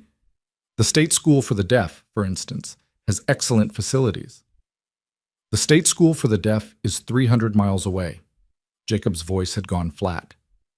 You're talking about removing these children from their home, their sister, everyone they know and love, and placing them in a residential facility where they'd see their family a few times a year at most. He shook his head slowly. That's not serving their needs. That's serving your budget at the expense of their well-being. Mr. Miles, let me be very clear about something. Jacob stood, his full height suddenly seeming much more imposing in the cramped conference room. Under the Individuals with Disabilities Education Act, Noah and Nora Hart have the right to a free and appropriate public education in the least restrictive environment. The least restrictive environment for these children is their neighborhood school, with their peers, with interpreter services that allow them to access the curriculum. Sending them to a residential facility 300 miles away is not the least restrictive environment. It's the most restrictive option possible, short of institutionalization.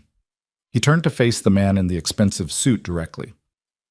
I don't know who you are or why you've decided to make these children's education your personal crusade, but I want you to understand something. Every argument you've made today, every word about fiscal responsibility and equitable resource allocation has been an argument against the civil rights of disabled children.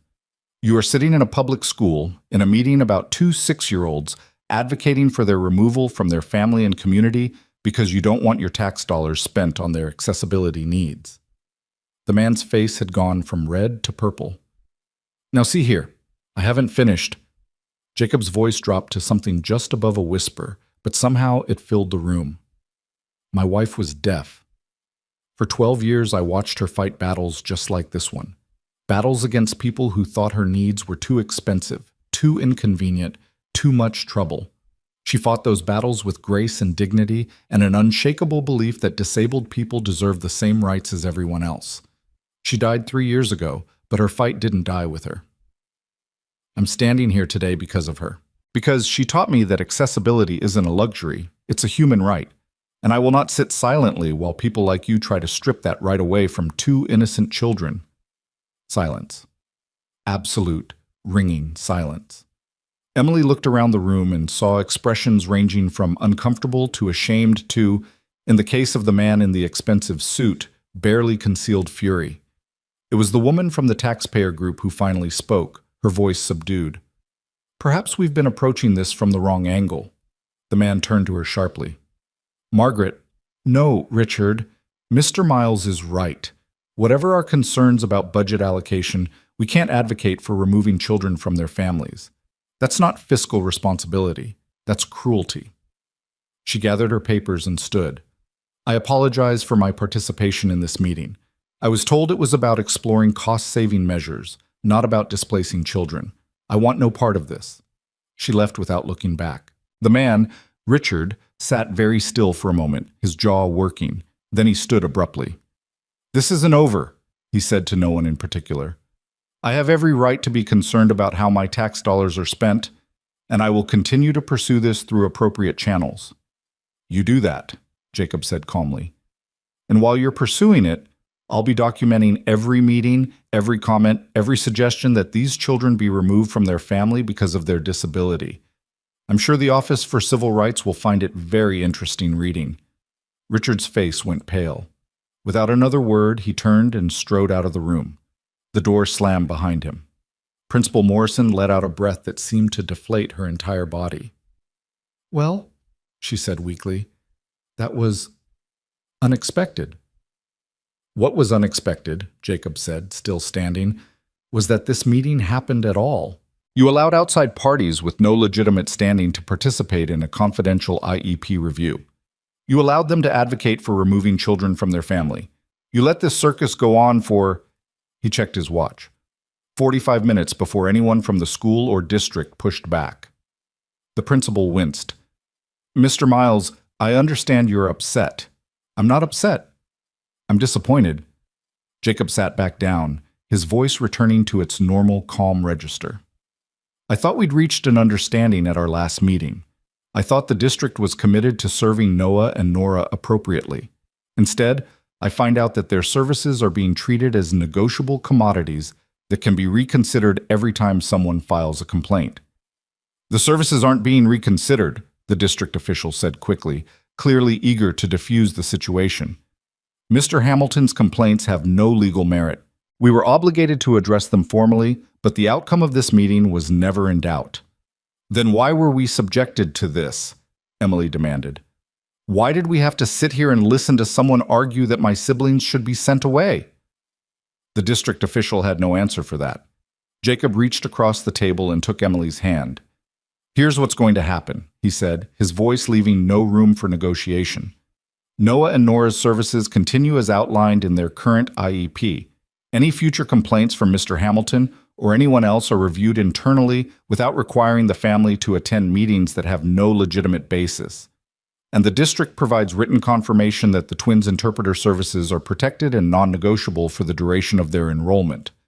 Mr. Miles, we can't guarantee you can and you will, because the alternative is a formal complaint to the Office for Civil Rights, followed by contact with every disability rights organization in the state, followed by a very public lawsuit that will make it clear exactly how this district treats its deaf students.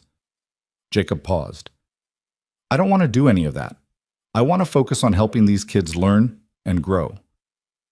But I will burn this entire system to the ground before I let anyone take them from their family. Do we understand each other? Another long silence. Then the district official nodded slowly. We understand each other, Mr. Miles. Good. Jacob stood again, pulling Emily up with him. Then we're done here. They walked out of the conference room together, Emily's legs shaking so badly she wasn't sure they'd carry her. Jacob kept his hand on the small of her back, guiding her through the hallways, past the office, out into the parking lot where the spring sunshine seemed almost aggressively cheerful. She made it to the car before she broke. The sobs came from somewhere deep, a well of emotion she hadn't known existed. Jacob held her against the side of her Honda, shielding her from passing cars, letting her cry until there was nothing left. It's okay, he murmured. It's over. They're safe. That man, Emily gasped between sobs. He wanted to send them away. He looked at two little kids and decided they weren't. I know. If you hadn't been there, if I'd been alone. But you weren't alone. You'll never be alone in this again, Emily. I promise you. She pulled back, looking at him with red-rimmed eyes. Why do you keep making promises you can't be sure you can keep? Jacob cupped her face in his hands, his thumbs wiping away tears. Because keeping promises is what I do. It's who I am. And because... He stopped, something flickering in his expression, vulnerable and uncertain in a way she'd never seen from him before. Because what? Because I love those kids, he said softly. And I love you. Emily's breath caught. Jacob, you don't have to say anything back. I'm not asking for anything. I needed you to know. I needed you to understand why I fight so hard, why I can't imagine walking away from this, from you. His voice roughened. After Sarah died, I didn't think I'd ever feel this way again, didn't think I wanted to. But then I walked into that cafe and saw two little kids signing for help, and I saw you, exhausted and brave and fighting so hard for them, and something woke up inside me, something I thought had died with her. I'm scared, Emily whispered. I know, so am I. I've never been good at letting people in. Neither have I, not since Sarah. What if this doesn't work? What if we mess it up and the twins get hurt? Jacob was quiet for a moment, considering the question with the seriousness it deserved. Then we do our best to make sure they don't, he said finally. We put them first, always.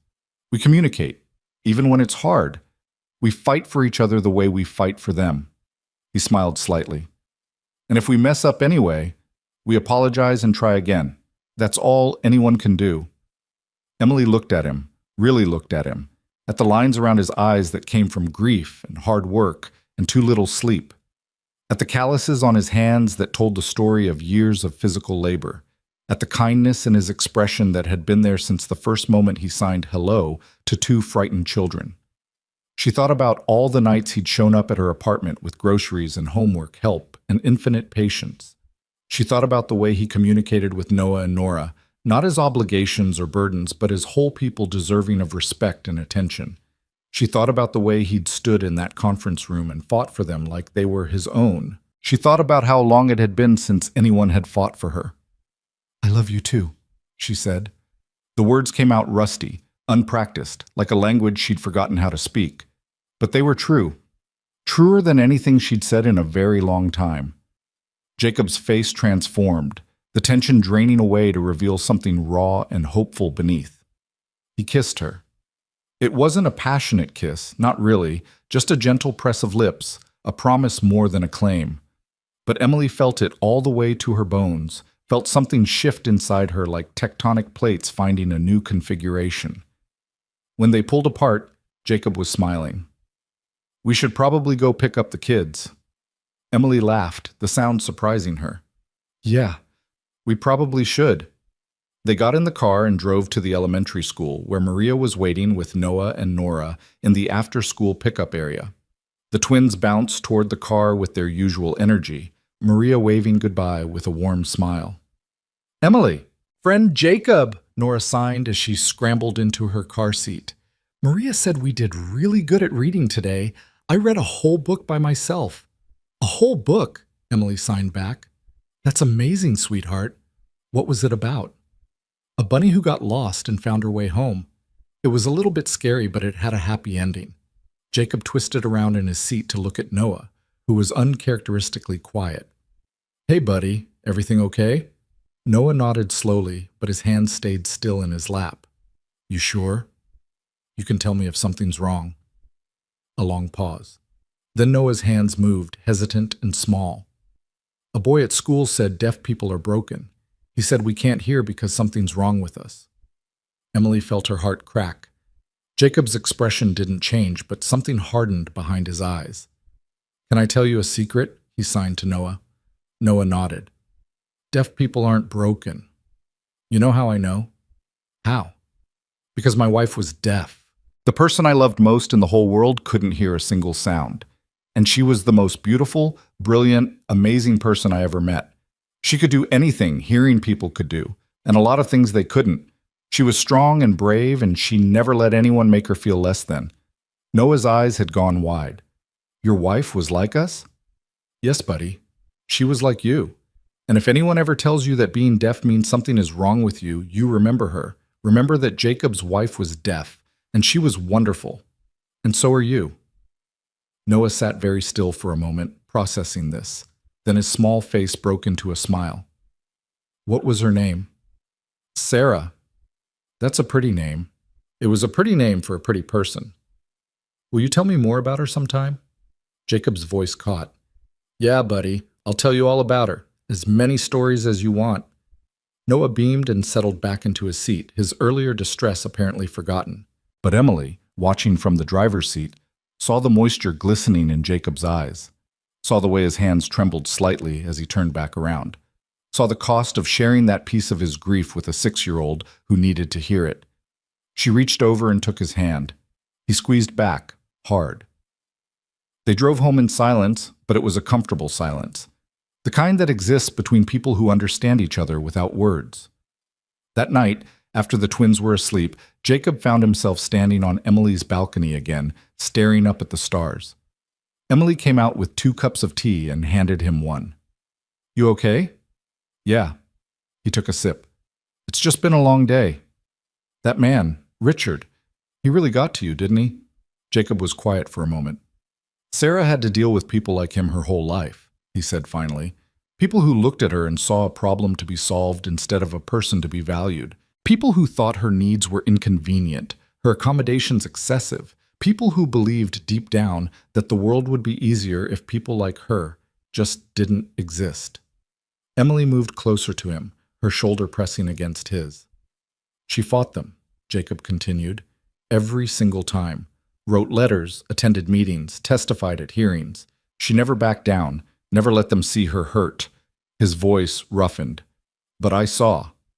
I saw her cry in the car after those meetings. I saw her break down when she thought no one was watching. The fighting took a toll, even when she won. Is that why you fight so hard for the twins? Because you couldn't always protect Sarah? The question hung in the air, gentle but penetrating. Maybe, Jacob admitted. Or maybe I just can't stand seeing history repeat itself. Watching two more deaf kids grow up thinking they're less than, thinking they're broken, thinking they don't deserve the same things everyone else gets. He turned to face Emily. They're so young. They have so much potential. And I refuse to let the world crush that out of them the way it tried to crush it out of Sarah. It didn't crush it out of her, though. From everything you've told me, she stayed strong right until the end. She did. A ghost of a smile crossed Jacob's face. She was the strongest person I ever knew. But she shouldn't have had to be that strong. She shouldn't have had to fight for every scrap of dignity, every basic accommodation. She should have been able to just live, be herself, without constantly having to justify her existence to people who couldn't be bothered to learn her language. Emily was quiet for a long moment. I think about that a lot, she said finally. What it means to raise Noah and Nora in a world that wasn't built for them. How to prepare them for the fights they'll have to face without making them feel like everything is a battle. How to let them be kids while also teaching them to advocate for themselves. You're doing it right, Jacob said. You're giving them love and security and someone who will always be in their corner. The rest, the fighting, the advocating, we can handle that together. They don't have to carry that weight, not yet. But someday they will. Someday. But by then, hopefully, they'll have the tools and the confidence to carry it well. Jacob wrapped an arm around her shoulders, and they'll have each other. That's more than a lot of deaf kids get. They stood together in the darkness, watching the stars wheel overhead, finding comfort in each other's presence. After a while, Emily spoke again. What do you think that man, Richard, is going to do? He said it wasn't over. Jacob sighed. He'll probably file more complaints, make noise at school board meetings, try to rally other parents to his cause. And what do? We keep showing up. We keep fighting. We document everything, build our case, make sure the law is on our side. He squeezed her shoulder. And we don't let them see us scared. People like Richard feed on fear. The moment they think they've gotten to you, they double down. I am scared, though. I know. So am I. Jacob turned her to face him, his hands on her shoulders. But scared doesn't mean helpless. Scared means we care enough to be afraid of losing what we have. And caring that much? That's a strength, Emily, not a weakness. She leaned into him, her head resting against his chest. Thank you, she murmured, for everything, for being here, for fighting for us, for... She trailed off, struggling to find words big enough for what she wanted to say. You don't have to thank me. Jacob pressed a kiss to the top of her head. I'm exactly where I want to be. They stayed on the balcony until the tea grew cold and the stars began to fade toward dawn. Then they went inside to the small apartment that was somehow starting to feel like home and faced the new day together. The next few days were quiet, almost suspiciously so. Emily went to work. Jacob went to work.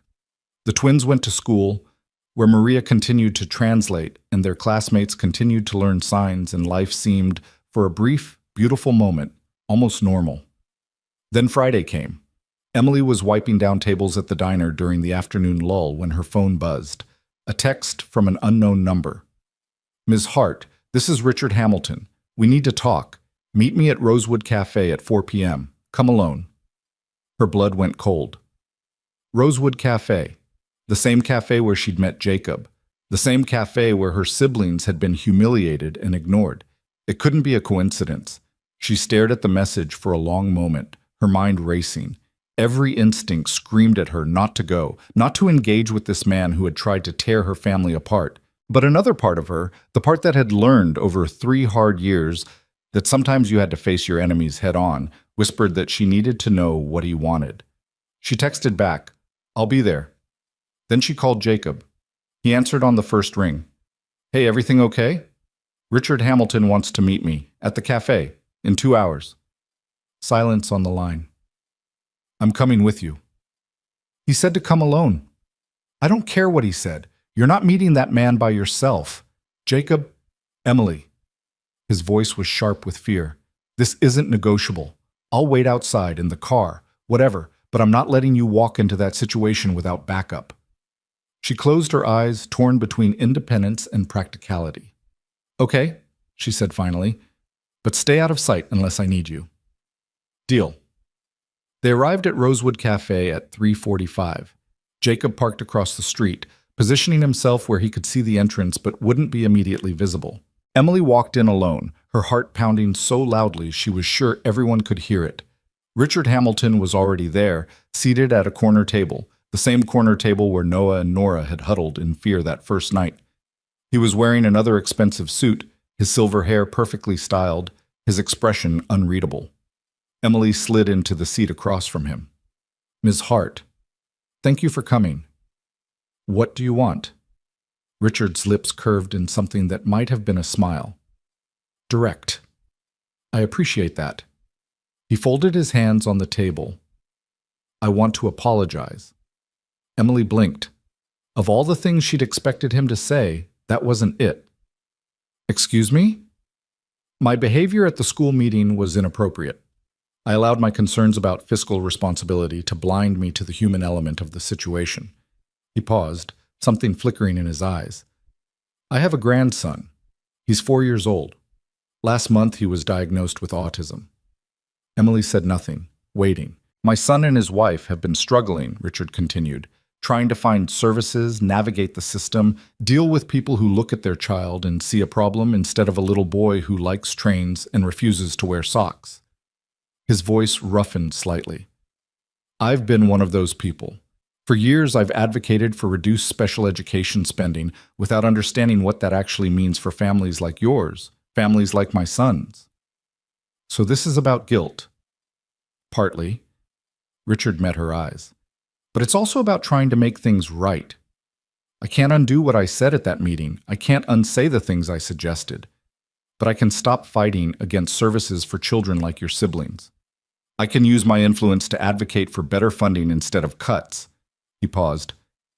And I can apologize to you, personally, for the pain I caused. Emily studied him for a long moment, searching for the catch, the hidden agenda. Why are you telling me this? Why not just quietly change your position and move on? Because I owed you an explanation. And because, Richard hesitated, because that man who defended your siblings at the meeting, the one who talked about his deaf wife, he was right about everything. A muscle twitched in his jaw. I spent 30 years in business, Ms. Hart. I've negotiated million-dollar deals, faced down hostile boards, navigated corporate politics that would make your head spin, but I've never been dressed down the way Mr. Miles dressed me down in that conference room. And the worst part? I deserved every word. Emily didn't know what to say. Richard reached into his jacket pocket and pulled out an envelope. This is for your siblings' education fund. It's not nearly enough to make up for what I tried to do, but it's a start. He slid the envelope across the table. And I've already contacted the school board to withdraw my complaints. They should have confirmation by Monday. Emily looked at the envelope without touching it. Why should I trust you? How do I know this isn't some kind of trick? You don't. Richard stood, gathering his coat. You have every reason to distrust me, and I have no right to ask for your forgiveness. All I can do is try to do better, starting now. He paused at the edge of the table. Your siblings are lucky to have you, Ms. Hart. And that man, Miles, he's one of the good ones. Don't let him go. And then he was gone, leaving Emily alone at the corner table with an envelope she was afraid to open. She sat there for 5 full minutes before Jacob appeared in the doorway, his expression taut with concern. Emily, what happened? Are you okay? She held up the envelope wordlessly. Jacob crossed the cafe and slid into the seat Richard had vacated. What is that? He apologized.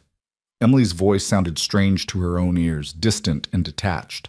He apologized and withdrew his complaints and gave me this, and I don't know what to do with any of it. Jacob took the envelope gently from her hands and opened it. His eyes widened. Emily, this is a check for $50,000. The world seemed to tilt slightly. What? $50,000, made out to an education fund for Noah and Nora Hart. Jacob looked up at her, stunned. This could pay for years of services. Tutoring, enrichment programs, summer camps for deaf kids. I can't accept that. Emily's voice was sharp. I can't take money from the man who tried to send my siblings away. Emily, no. She shook her head fiercely. I don't care if he's sorry.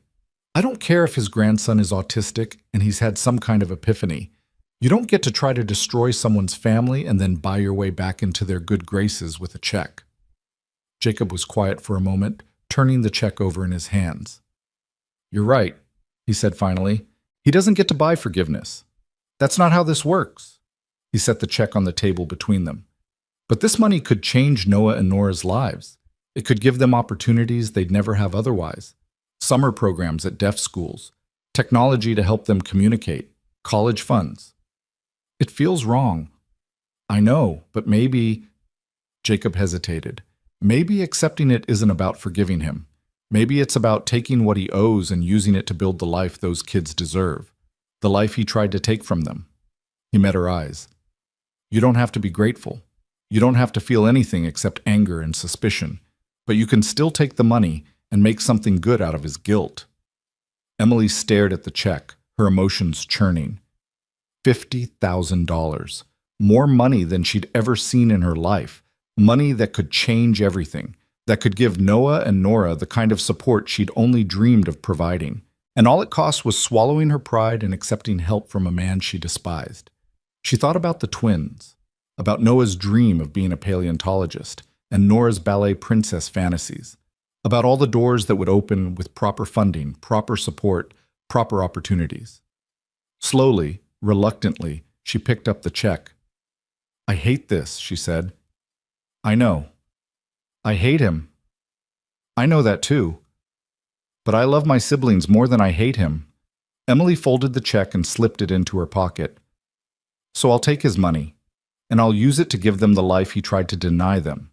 And someday, when they're grown and successful and thriving, I'll tell them this story about the man who tried to send them away and how his guilt became the foundation of their future. Jacob reached across the table and took her hand. That's the most powerful revenge there is. Success built on someone else's failure. Emily squeezed his fingers. Let's go home. They walked out of Rosewood Cafe together, leaving behind the corner table where so much had happened. Fear and rejection and unexpected kindness, and now an apology that tasted like ash but might, just might, turn into something better. The evening sun was setting over the town, painting the sky in shades of orange and pink. Emily looked up at it and felt, for the first time in longer than she could remember, something like hope.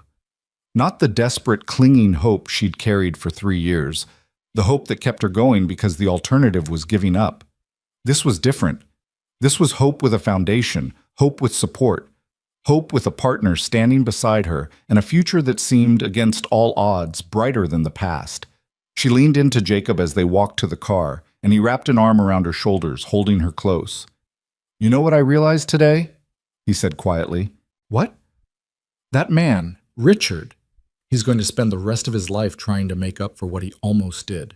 He'll wake up at night thinking about those kids he tried to send away, wondering what would have happened if he'd succeeded.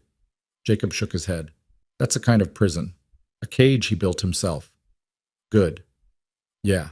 Jacob opened the car door for her. Good. They drove home through streets that were starting to feel familiar, past buildings that were becoming landmarks in the geography of their shared life. The twins would be with the babysitter for another hour, enough time to process what had happened, to plan what came next. But for now, Emily just wanted to sit in the quiet with Jacob and breathe. They parked outside her apartment building and sat in the car for a moment, neither quite ready to go inside. We should celebrate, Jacob said suddenly. Emily turned to look at him. Celebrate what? Everything. The complaints being withdrawn, the donation, the fact that we survived another battle and came out stronger. He grinned. I'm thinking pizza, the good kind, from that place on Main Street, and ice cream after. Jacob, we can't afford... We can now. He nodded toward her pocket where the check still sat. Consider it Richard Hamilton buying us dinner. Seems only fair after what he put us through. Emily felt a laugh bubble up in her throat, genuine, surprised, almost giddy. That's incredibly petty. I know, that's why it's perfect. She leaned across the console and kissed him, hard and fast and full of every emotion she didn't have words for. Pizza sounds amazing, she said when they broke apart. An ice cream? An ice cream. They went inside to get the twins, and the evening unfolded in a blur of pepperoni and laughter and arguments about the best flavor of ice cream, vanilla for Noah, chocolate for Nora, a compromise of strawberry for everyone. By the time they got home, all four of them were sticky and full and happy in a way that felt almost dangerous, like tempting fate by daring to enjoy themselves. But Emily didn't care. Not tonight. Tonight, she had her siblings safe and happy. She had a man who loved her. She had money that would change their future. She had won a battle she'd thought unwinnable. Tonight, she was going to let herself be happy. Tomorrow, the fighting would resume. Tomorrow, there would be new challenges, new obstacles, new people trying to tell her family they didn't belong. But tonight belonged to them. And that was enough. The check from Richard Hamilton sat in Emily's dresser drawer for 3 weeks before she could bring herself to deposit it. Every night, she would open the drawer and stare at it. That crisp piece of paper with its impossible number, its promise of change, its weight of complicated emotions. Part of her wanted to tear it up, to reject the guilt money from a man who had tried to destroy her family. But another part, the practical part that had kept her and the twins alive for 3 years, knew that pride was a luxury she couldn't afford. Jacob found her one evening, sitting on the edge of her bed with the check in her hands, tears streaming silently down her face. "Hey." He knelt beside her, his voice gentle. "What's going on?" "I keep thinking about what would have happened if he'd won." Emily's voice was barely a whisper. "If they'd taken Noah and Nora away, if I'd had to say goodbye to them, put them on a bus to some school 300 miles away, only see them on holidays." Her hands trembled. "Every time I look at this check, I see all the versions of our story that could have been, all the ways we could have lost each other." Jacob took the check from her shaking fingers and set it aside, then gathered her hands in his. "But that didn't happen. We fought, and we won, and they're still here. They're sleeping in the next room right now, probably dreaming about dinosaurs and ballet." I know that logically, but emotionally," Emily shook her head. "I can't stop being afraid. Every time things start to feel good, I wait for the other shoe to drop, for someone to show up and try to take it all away again." "That fear might never completely go away," Jacob admitted. 3 years of fighting alone, of being the only thing standing between those kids and disaster, that leaves marks. But you don't have to carry it by yourself anymore. He squeezed her hands. "When the fear comes, you tell me. We face it together. And eventually, maybe, it starts to feel a little less heavy." Emily looked at him, really looked at him, and saw her own exhaustion reflected back, her own fear, her own desperate hope. "How do you do it?" she asked. "How do you keep showing up, day after day, for a family that isn't even yours?" Something shifted in Jacob's expression, vulnerable and fierce at the same time. "Because you are mine," he said simply. "All 3 of you. I know we haven't talked about what this is, what we're building, where it's going, but in my heart, Emily, you and Noah and Nora are my family. You're the reason I get up in the morning. You're the reason the future feels like something worth living for instead of just something to survive." Emily's breath caught. "Jacob, I'm not asking for anything," he continued quickly. "I'm not trying to replace anyone or claim some kind of title. I need you to know that this isn't temporary for me. This isn't something I'm doing until it gets hard or inconvenient. This is my life now. You're my life now, and I'm not going anywhere." For a long moment, Emily couldn't speak. The words she wanted to say felt too big, too important, too terrifying. Then she leaned forward and kissed him, pouring everything she couldn't articulate into that single point of contact. When they finally broke apart, Jacob was smiling. "Does that mean you believe me?" "It means I'm trying to." Emily wiped her eyes with the back of her hand. "It means I want to believe you more than I've wanted anything in a long time." "That's enough for now." Jacob picked up the check and held it out to her. "And this? This isn't guilt money or blood money or whatever you've been telling yourself. This is ammunition, resources for the war we're fighting, weapons to build a better future for 2 kids who deserve everything the world has to offer. Emily took the check, turning it over in her hands. When you put it that way, it sounds almost noble. It is noble. Taking your enemy's resources and using them to strengthen what he tried to destroy? Jacob grinned. That's not accepting charity. That's winning. Despite everything, Emily laughed. Okay, tomorrow. I'll deposit it tomorrow. I'll go with you. You don't have to eat. I want to. Jacob stood, pulling her up with him. Besides, I want to see the bank teller's face when you hand over a $50,000 check. That's going to be entertaining. Emily shook her head, but she was smiling now. You're ridiculous. You love it. Unfortunately, yes, I do. They deposited the check the next morning, and the bank teller's face was, as Jacob had predicted, extremely entertaining. There were forms to fill out and holds to wait through, and a brief, surreal conversation with a manager who seemed convinced there had been some kind of mistake. But by the end of the week, the money was real and accessible, sitting in an account with Noah and Nora's names on it.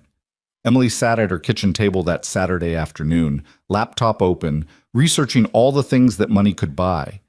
Summer programs for deaf children, ASL tutoring services, technology, tablets with specialized apps, video relay services, devices she'd only ever heard about but could never afford. Every click revealed new possibilities, new doors that had been locked until now. There's a camp, she told Jacob, who was helping Noah with a jigsaw puzzle at the other end of the table. A summer camp for deaf and hard-of-hearing kids. 2 weeks in the mountains with deaf counselors and activities designed for visual communication. They learn archery and swimming and rock climbing, all taught in sign. Sounds amazing. How much? $3,000 for both of them, including transportation. Emily's voice held a note of wonder. 3 months ago, that would have been impossible. Completely, utterly impossible. And now? Now I can give them something I never thought they'd have. She turned the laptop to show him the photos on the camp's website. Smiling children signing to each other around a campfire, deaf teenagers teaching younger kids to swim, counselors with patient hands explaining how to string a bow. Look at them, Jacob. Look at all these kids who are just like Noah and Nora, a whole community of people who understand. Jacob studied the photos, his expression soft. Register them. What? Don't overthink it. Don't talk yourself out of it. Just register them right now before the doubt creeps in. He met her eyes. They deserve this, Emily. You've been fighting for so long just to keep them fed and housed and educated. Let yourself give them something beautiful for once. Emily's cursor hovered over the registration button. 3 years of poverty had trained her to second-guess every expense, to hoard every dollar, to assume that good things would be snatched away the moment she reached for them. The idea of spending $3,000 on something as intangible as joy felt almost irresponsible. But then she looked at Noah, bent over his puzzle with his tongue sticking out in concentration.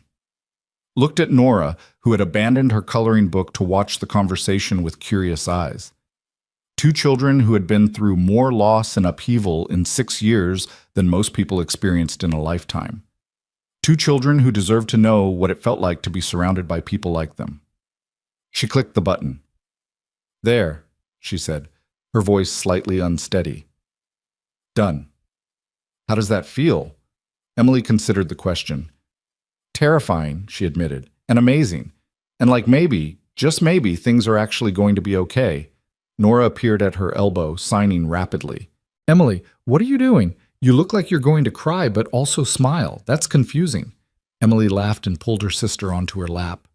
I just signed you and Noah up for summer camp, she signed. A special camp for deaf kids.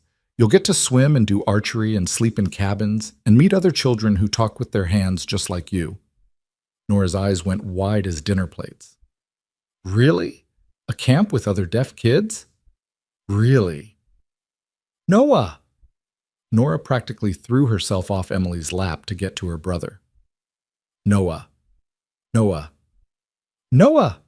We're going to camp! Noah looked up from his puzzle, confused. Camp? What's camp? It's like school but fun, Nora signed with wild enthusiasm. You sleep there and do activities, and there are other deaf kids, and it's in the mountains, and we're actually going! The twins erupted into a frenzy of excited signing, their hands moving so fast that even Jacob had trouble keeping up.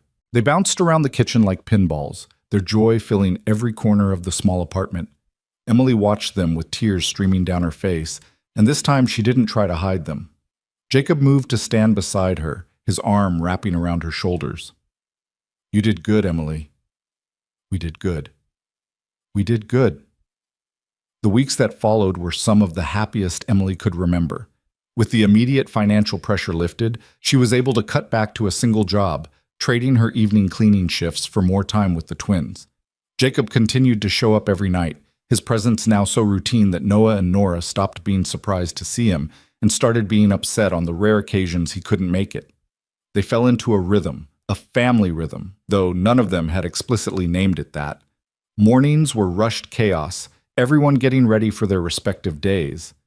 Afternoons belonged to homework and play and the endless energy of 6-year-olds. Evenings were quieter, shared meals around Emily's small table, conversations that ranged from silly to serious and everything in between. Jacob taught Noah how to throw a football, adapting his instructions to visual demonstration since verbal coaching was useless. He learned Nora's entire repertoire of ballet moves and dutifully applauded each performance, no matter how wobbly. He helped Emily research deaf education programs and long-term planning strategies, turning his lunch breaks into opportunities for phone calls with specialists and advocates. And slowly, almost imperceptibly, the wounds began to heal. One evening in late spring, Emily came home from work to find Jacob and the twins in the kitchen, covered in flour and laughing hysterically. "What happened here?" "We're making a cake," Nora signed, her face streaked with white powder. "For you." "A surprise cake," Noah added. "But now it's not a surprise because you're home early." Emily looked at the disaster zone that had once been her kitchen, flour on every surface, eggshells scattered across the counter, something that might have been batter dripping slowly onto the floor, and felt her heart swell to the point of pain. "I love it," she said out loud, then signed it for good measure. "I love it. I love all of you." Jacob, who was somehow even more covered in flour than the children, gave her a sheepish grin. In my defense, the recipe said this was easy. The recipe lied. The recipe absolutely lied. They cleaned up together, all 4 of them, turning the chore into a game that involved far too much giggling and at least one flour fight. By the time the kitchen was restored to something resembling order, the cake was in the oven and Emily's face hurt from smiling. "I could get used to this," she said softly as they waited for the timer, the twins occupied with a card game in the living room. "Get used to what? Flour explosions?" "No." Emily leaned against the counter beside him, their shoulders touching. "This. Coming home to people I love, having help with the hard stuff, not feeling like I'm drowning all the time." Jacob was quiet for a moment. "You know what I keep thinking about?" he said finally. "That night at the cafe. When I first saw Noah and Nora, I almost walked away. Almost told myself it wasn't my business, that someone else would help them. I had my coffee, I'd had a long day, I just wanted to sit down and rest." "What made you go over?" "I don't know, exactly. Something in the way Nora was signing, this desperate, frantic energy that I recognized from watching Sarah in situations where no one could understand her." He shook his head. "It was like my body moved before my brain could stop it. Like some part of me knew that those kids needed help and refusing to provide it would be a kind of death." "A kind of death?" "The death of the person Sarah believed I could be." Jacob's voice roughened. "After she died, I spent 3 years just existing, going through the motions. I told myself I was surviving, but really I was just waiting to stop, waiting for some reason to care again." He turned to look at Emily. "You and the twins gave me that reason. You made me feel like maybe Sarah's death didn't have to be the end of everything. Like maybe I could honor her by helping other deaf people the way I couldn't always help her." Emily reached for his hand. "She'd be proud of you. What you've done for Noah and Nora, she'd be so proud." "I hope so." Jacob's fingers tightened around hers. "I hope wherever she is, she can see this. See that her love is still rippling out into the world, still making things better even though she's gone." They stood in comfortable silence, the smell of baking cake filling the apartment, the sounds of the twins' card game drifting in from the other room. Then the timer went off, and the moment broke into cheerful chaos as everyone gathered to inspect the cake. It was lopsided and probably underbaked in the middle, but they ate it anyway, pronouncing it the best cake anyone had ever made in the history of cakes. That night, after the twins were asleep and the apartment was quiet, Jacob pulled Emily out onto the balcony. "I want to talk to you about something," he said, and something in his tone made her pulse quicken. "Okay." He was quiet for a long moment, staring out at the parking lot below, gathering his thoughts. "I've been doing a lot of thinking," he said finally. "About us. About the twins. About what this is and where it's going." He turned to face her. "And I realize that I've been holding back, protecting myself maybe, or protecting you, waiting for the right moment to say the things I've been feeling." Emily's heart was pounding now. "Jacob, let me finish, please." He took a deep breath. "I love you, Emily. I've told you that before, and I meant it every time. But what I haven't said, what I've been afraid to say, is that I want to build a life with you, a real life. Not just showing up for dinner and helping with homework. I want to be here, fully and permanently. I want to wake up next to you and go to sleep next to you and face every challenge and celebration as a team.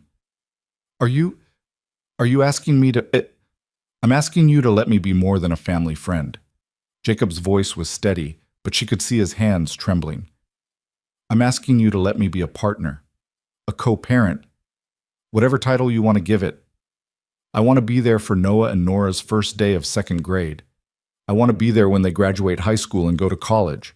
I want to be there for all of it, the good and the bad, and everything in between." Emily couldn't breathe. "I know it's fast," Jacob continued. "I know we've only known each other a few months, and I'm not asking for anything official right now. No rings, no ceremonies, no pressure. I just need you to know that this is where my heart is. With you. With them. And if you'll have me, I want to spend the rest of my life proving I deserve to be here." The world seemed to spin around Emily, too big and too beautiful to comprehend. "Yes," she whispered. Jacob blinked. "Yes?" "Yes. To all of it. To everything." She was crying now, but the tears felt different, lighter, cleaner, full of hope instead of fear. "I've been afraid to want this, afraid to believe it could be real, but you keep showing up every single day, and I'm tired of being afraid. I'm tired of waiting for the other shoe to drop. I want to just live with you as a family." Jacob's face transformed, years of grief and loneliness falling away to reveal something radiant beneath. "You mean that?" "I mean it." He kissed her then, under the stars on her tiny balcony, and Emily felt something click into place, some final piece of a puzzle she hadn't even known she was solving. They stayed outside for hours, talking about the future in ways they never had before, where they might live, how they would handle the legal complexities of Jacob becoming a more permanent presence in the twins' lives, what they wanted to teach Noah and Nora about love and family, and the strange, winding paths that sometimes led people to each other. By the time they finally went inside, the eastern sky was beginning to lighten. Emily fell asleep in Jacob's arms, exhausted and hopeful, and for the first time in years, truly at peace. The summer camp exceeded every expectation. Emily and Jacob drove the twins up to the mountains on a bright July morning, the car packed with sleeping bags and sunscreen and more excitement than the small vehicle could reasonably contain. Noah and Nora had been vibrating with anticipation for weeks, counting down the days on a calendar Nora had decorated with stickers of suns and pine trees. The camp itself was nestled in a valley surrounded by towering evergreens, its wooden cabins weathered but welcoming. Deaf counselors greeted them at the entrance, their hands moving in fluid practiced ASL as they introduced themselves and explained the schedule. Noah and Nora stood frozen for a moment, overwhelmed.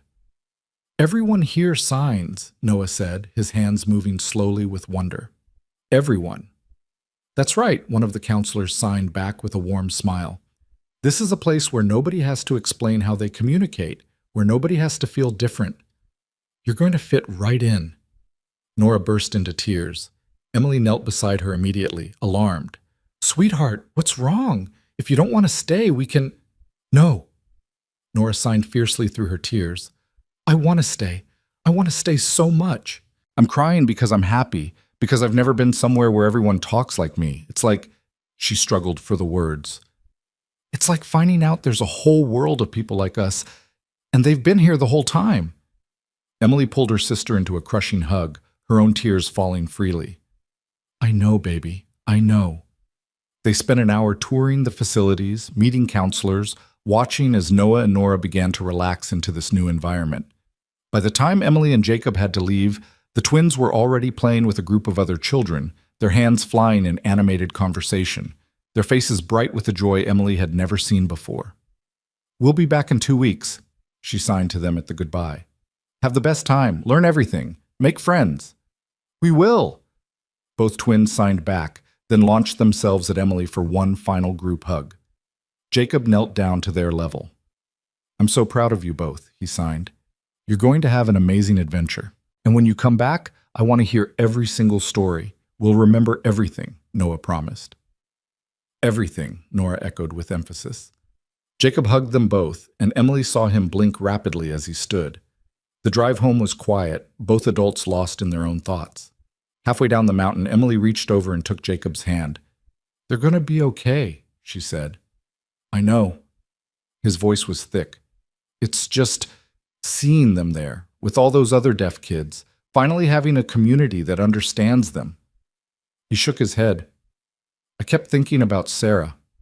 How much she would have loved to see this. How much she would have loved them. She does see it. Somehow, somewhere, she sees it. You really believe that? Emily considered the question. I believe that love doesn't just disappear when someone dies. I believe it echoes, ripples out, keeps touching the world in ways we can't always see. She squeezed his hand. Your love for Sarah is part of why you're here, why you care so much about Noah and Nora. That's not a coincidence. That's her legacy, still unfolding. Jacob was quiet for a long moment. Thank you, he said finally, for saying that, for understanding. Always. The 2 weeks while the twins were at camp were strange and unfamiliar. For the first time in 3 years, Emily didn't have to structure her entire life around their needs. She didn't have to rush home from work or arrange childcare or make sure there was enough food in the refrigerator. She could just exist. It was disorienting. Jacob moved in temporarily during that period, filling the apartment with his presence in ways that felt both new and completely natural. They cooked dinner together without interruption. They watched movies without having to pause for bathroom breaks. They stayed up late talking about everything and nothing, learning the small details of each other that had been crowded out by the constant demands of parenting. I didn't know you played guitar, Emily said one evening, watching him pull a battered acoustic from his truck. I don't really. Sarah taught me a few chords before. He stopped, cleared his throat. I haven't touched it since she died, but I was thinking maybe it's time. He played for her that night, simple songs, fumbling fingers, half-remembered melodies. His voice was rough and untrained, but there was something beautiful in the way he gave himself over to the music, eyes closed, face peaceful. Emily listened and fell a little more in love. Will you teach Noah and Nora? She asked when he finished. They can't hear it, but they can feel the vibrations, and they'd love learning to make music. Jacob looked at her, something shifting in his expression. Yeah, he said softly. Yeah, I'd like that. The days passed. Emily and Jacob settled into their new normal, testing the shape of a life they were building together. They talked about the future, really talked, making plans and contingencies, discussing how to blend their lives in ways that would work for everyone. And then, suddenly, it was time to pick up the twins. They made the drive back up the mountain on a sunny afternoon, both of them barely able to contain their anticipation. The camp parking lot was full of families reuniting, children running into parents' arms, counselors waving goodbye. Emily spotted Noah and Nora before they spotted her.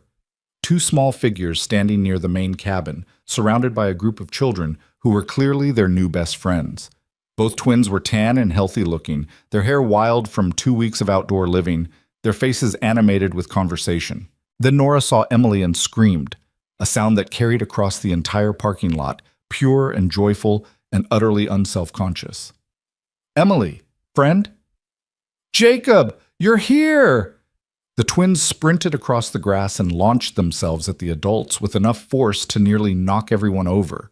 There were tears and laughter and hands moving too fast to follow. everyone trying to talk at once. It was amazing, Nora signed when she finally calmed down enough to communicate clearly. I learned to shoot arrows and swim in a lake, and there was a campfire every night, and everyone signed, and I made 5 new friends, and one of them is named Lily, and she's deaf too, and she lives only 2 hours away, and we're going to visit each other, and... I touched a snake, Noah interrupted, his face glowing with pride. A real snake. The counselor let us hold it, and I wasn't even scared. Well, maybe a little scared, but I still did it. The ride home was chaos. Wonderful, beautiful chaos. The twins talked over each other constantly, their stories overlapping and intertwining, 2 weeks of experiences pouring out in an endless stream. Emily and Jacob listened with full attention, asking questions, exclaiming at the right moments, drinking in every detail. By the time they got home, all 4 of them were exhausted. But that night, as Emily tucked Noah and Nora into bed, something felt different. "Emily?" Noah signed, his eyes heavy with sleep. "Yes, buddy?" "Thank you for sending us to camp, for giving us people like us." Emily's heart clenched. "You're welcome, sweetheart. You deserve to have people who understand you. Can we go back next year?" "Absolutely, every year if you want." Noah smiled, that rare, brilliant smile that transformed his whole face. "I love you, Emily. I love you too, Noah. More than anything." She kissed his forehead and moved to Nora's bed. "Emily?" Nora signed, her eyes already closing. "Yes, Princess? Is friend Jacob going to stay with us forever?" The question caught Emily off guard. "Why do you ask that?" "Because he makes you happy, and he makes us happy, and I don't want him to go away like Daddy did." Emily felt tears prick her eyes. "Jacob isn't going anywhere," she signed carefully. "He loves us very much, and he's going to be part of our family for a long, long time." "Promise?" "I promise." Nora nodded, satisfied, and let her eyes close. Emily sat between their beds for a long moment, watching them drift into sleep. These 2 small humans who had been through so much and still managed to trust, to hope, to love. Then she went out to the living room, where Jacob was waiting. "They're asleep," she said. "Everything okay?" "More than okay." Emily crossed to him and settled into his arms on the couch. "Nora asked if you were going to stay with us forever." Jacob went very still. "What did you tell her?" "I told her yes." Silence stretched between them, heavy with significance. "Emily, I know what I said. I know what it means." She pulled back to look at him. "And I meant it. Every word. You're part of this family now, Jacob. Officially, permanently, completely. Whatever that looks like legally or logistically, we'll figure it out. But in here," she pressed her hand to her heart. "In here, it's already true." Jacob's eyes were bright with unshed tears. "I never thought I'd have this again," he said, his voice rough. "After Sarah, I never thought I'd have a family again." "Well, you do. A messy, complicated, wonderful family who needs you." Emily smiled through her own tears. "So what do you say? Ready to make this official?" "I've been ready since the moment I walked into that cafe." They kissed, sealing something that had been building for months. A promise, a commitment, a beginning. Outside, the summer night was warm and full of stars. Inside, 2 children slept peacefully in their beds, dreaming of camps and friends, and a future that finally felt safe. And on the couch in the living room, 2 people who had found each other against all odds held on tight and refused to let go. This was family now. This was home. The months that followed moved like water finding its natural course, each day flowing into the next with a rhythm that felt increasingly inevitable. Jacob gave up his sparse apartment at the end of September, packing 3 years of lonely existence into boxes that seemed too small to contain so much grief. Emily helped him move, the twins bouncing around the nearly empty rooms with curiosity about this place where friend Jacob had lived before he was theirs. "It's so quiet here," Nora signed, her nose wrinkling, "and it smells like old socks." "It does not smell like old socks," Jacob signed back, though he was grinning. "It smells like bachelor." "What's bachelor?" "Someone who lives alone and doesn't have anyone to tell him his apartment smells weird." "That's sad," Noah signed seriously. "I'm glad you live with us now. Our apartment smells like Emily's cooking. Is that better than old socks? Much better. They loaded the truck with Jacob's meager possessions, a few pieces of furniture, some books, his guitar, and one box he carried himself, handling it with such careful reverence that Emily didn't ask what was inside. She found out later that night, after the twins were asleep and they were unpacking boxes in what was now their shared bedroom. "This was Sarah's," Jacob said quietly, lifting out a worn quilt in shades of blue and silver. "Her grandmother made it when she was born. She slept under it every night of her life, right up until—" He stopped, cleared his throat. "I couldn't get rid of it, couldn't even look at it for the first year, but I couldn't let it go either." Emily reached out and touched the fabric, feeling the weight of love stitched into every square. "It's beautiful. I thought maybe we could put it on our bed, if that's not too weird. Having my dead wife's blanket, it's not weird." Emily took the quilt from his hands and spread it across their bed, smoothing out the wrinkles with gentle fingers. "She's part of you, Jacob, part of our story. I don't want you to hide her away or pretend she didn't exist." Jacob stared at the quilt, something complicated moving behind his eyes. "Sometimes I feel guilty," he admitted. "Being this happy when she's not here, moving forward when she can't." "Do you think that's what she'd want? For you to stay stuck in grief forever?" "No." A faint smile crossed his face. "She'd probably yell at me, tell me I was being dramatic and wasting time I could spend helping people." The smile widened. "She was very practical about death, said it was just part of life and people made too big a deal about it." "She sounds amazing." "She was. She really was." Jacob sat on the edge of the bed, running his hand over the quilt. "But you know what? I think she'd love you, and I think she'd absolutely adore Noah and Nora." "Yeah?" "Yeah. She always wanted kids. We tried for years, but—" He shook his head. "It just wasn't in the cards for us. She would have been such a good mother." Emily sat beside him, leaning her head against his shoulder. "Maybe that's why you found us," she said softly. "Maybe somewhere, somehow, she helped guide you to that cafe, gave you the family she always wanted you to have." Jacob was quiet for a long moment. "I like that idea," he said finally. "I like thinking she's still looking out for me." "She is. I'm sure of it." They sat together in the gathering darkness, Sarah's quilt spread beneath them, building a future on the foundation of a past that would never be forgotten. Winter came early that year, bringing cold winds and the first whispers of snow. The twins celebrated their 7th birthday in November, a celebration that had to be held indoors due to the weather, but was no less joyful for it. Emily baked a cake, successfully this time, without any flour explosions, and Jacob constructed an elaborate treasure hunt that sent Noah and Nora racing through the apartment, following signed clues to hidden presents. Their friends from school came, including Sophie, the hearing girl who had first asked Nora to play at recess. Over the past months, Sophie had become practically fluent in sign language, and she served as an informal bridge between the deaf twins and their hearing classmates. The party was chaos, kids everywhere, signing and speaking and laughing, nobody seeming to notice or care about the difference between those who could hear and those who couldn't. "Look at them," Emily murmured to Jacob as they watched from the kitchen doorway. "A year ago, I couldn't have imagined this. Couldn't have imagined them having real friends, having a community, being just kids. You made this happen. We made this happen. I couldn't have done it alone. You were doing it alone before I showed up. You were keeping them alive, keeping them safe, fighting for them every single day." "Surviving," Emily said. "I was surviving. This—" She gestured at the chaos of happy children. "This is living. There's a difference." Jacob pulled her close, pressing a kiss to her temple. "There really is." The party wound down as afternoon faded to evening. Parents arrived to collect their children, many of them pausing to sign basic greetings to Noah and Nora, a development that made Emily's heart swell every time. The deaf community they'd worked so hard to build was expanding, rippling outward in ways she'd never anticipated.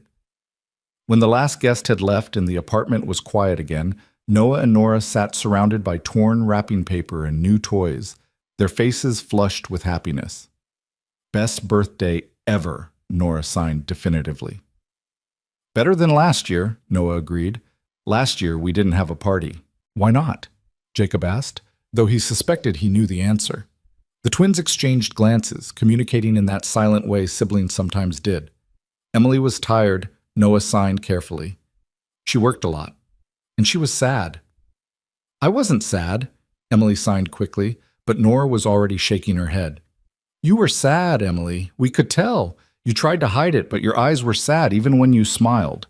The little girl's expression was far too knowing for a 7-year-old. Are you still sad? Emily felt tears prick her eyes. No, sweetheart. I'm not sad anymore. Because of friend Jacob? Because of a lot of things. Because of friend Jacob, yes. But also because you and Noah are doing so well. Because we have help now. Because she struggled for the words. Because I finally feel like we're going to be okay. We are okay, Noah signed firmly. We have you and friend Jacob and Maria at school and Sophie and camp friends and a whole big family now. That's right, Jacob signed. A whole big family. Friend Jacob? Nora's hands moved hesitantly. Can I ask you something? Of course. Are you going to marry Emily? The question hung in the air, innocent and enormous. Jacob looked at Emily, something unspoken passing between them. Would you want me to? He asked Nora. Yes, both twins signed simultaneously, with such emphasis that their hands seemed to shout.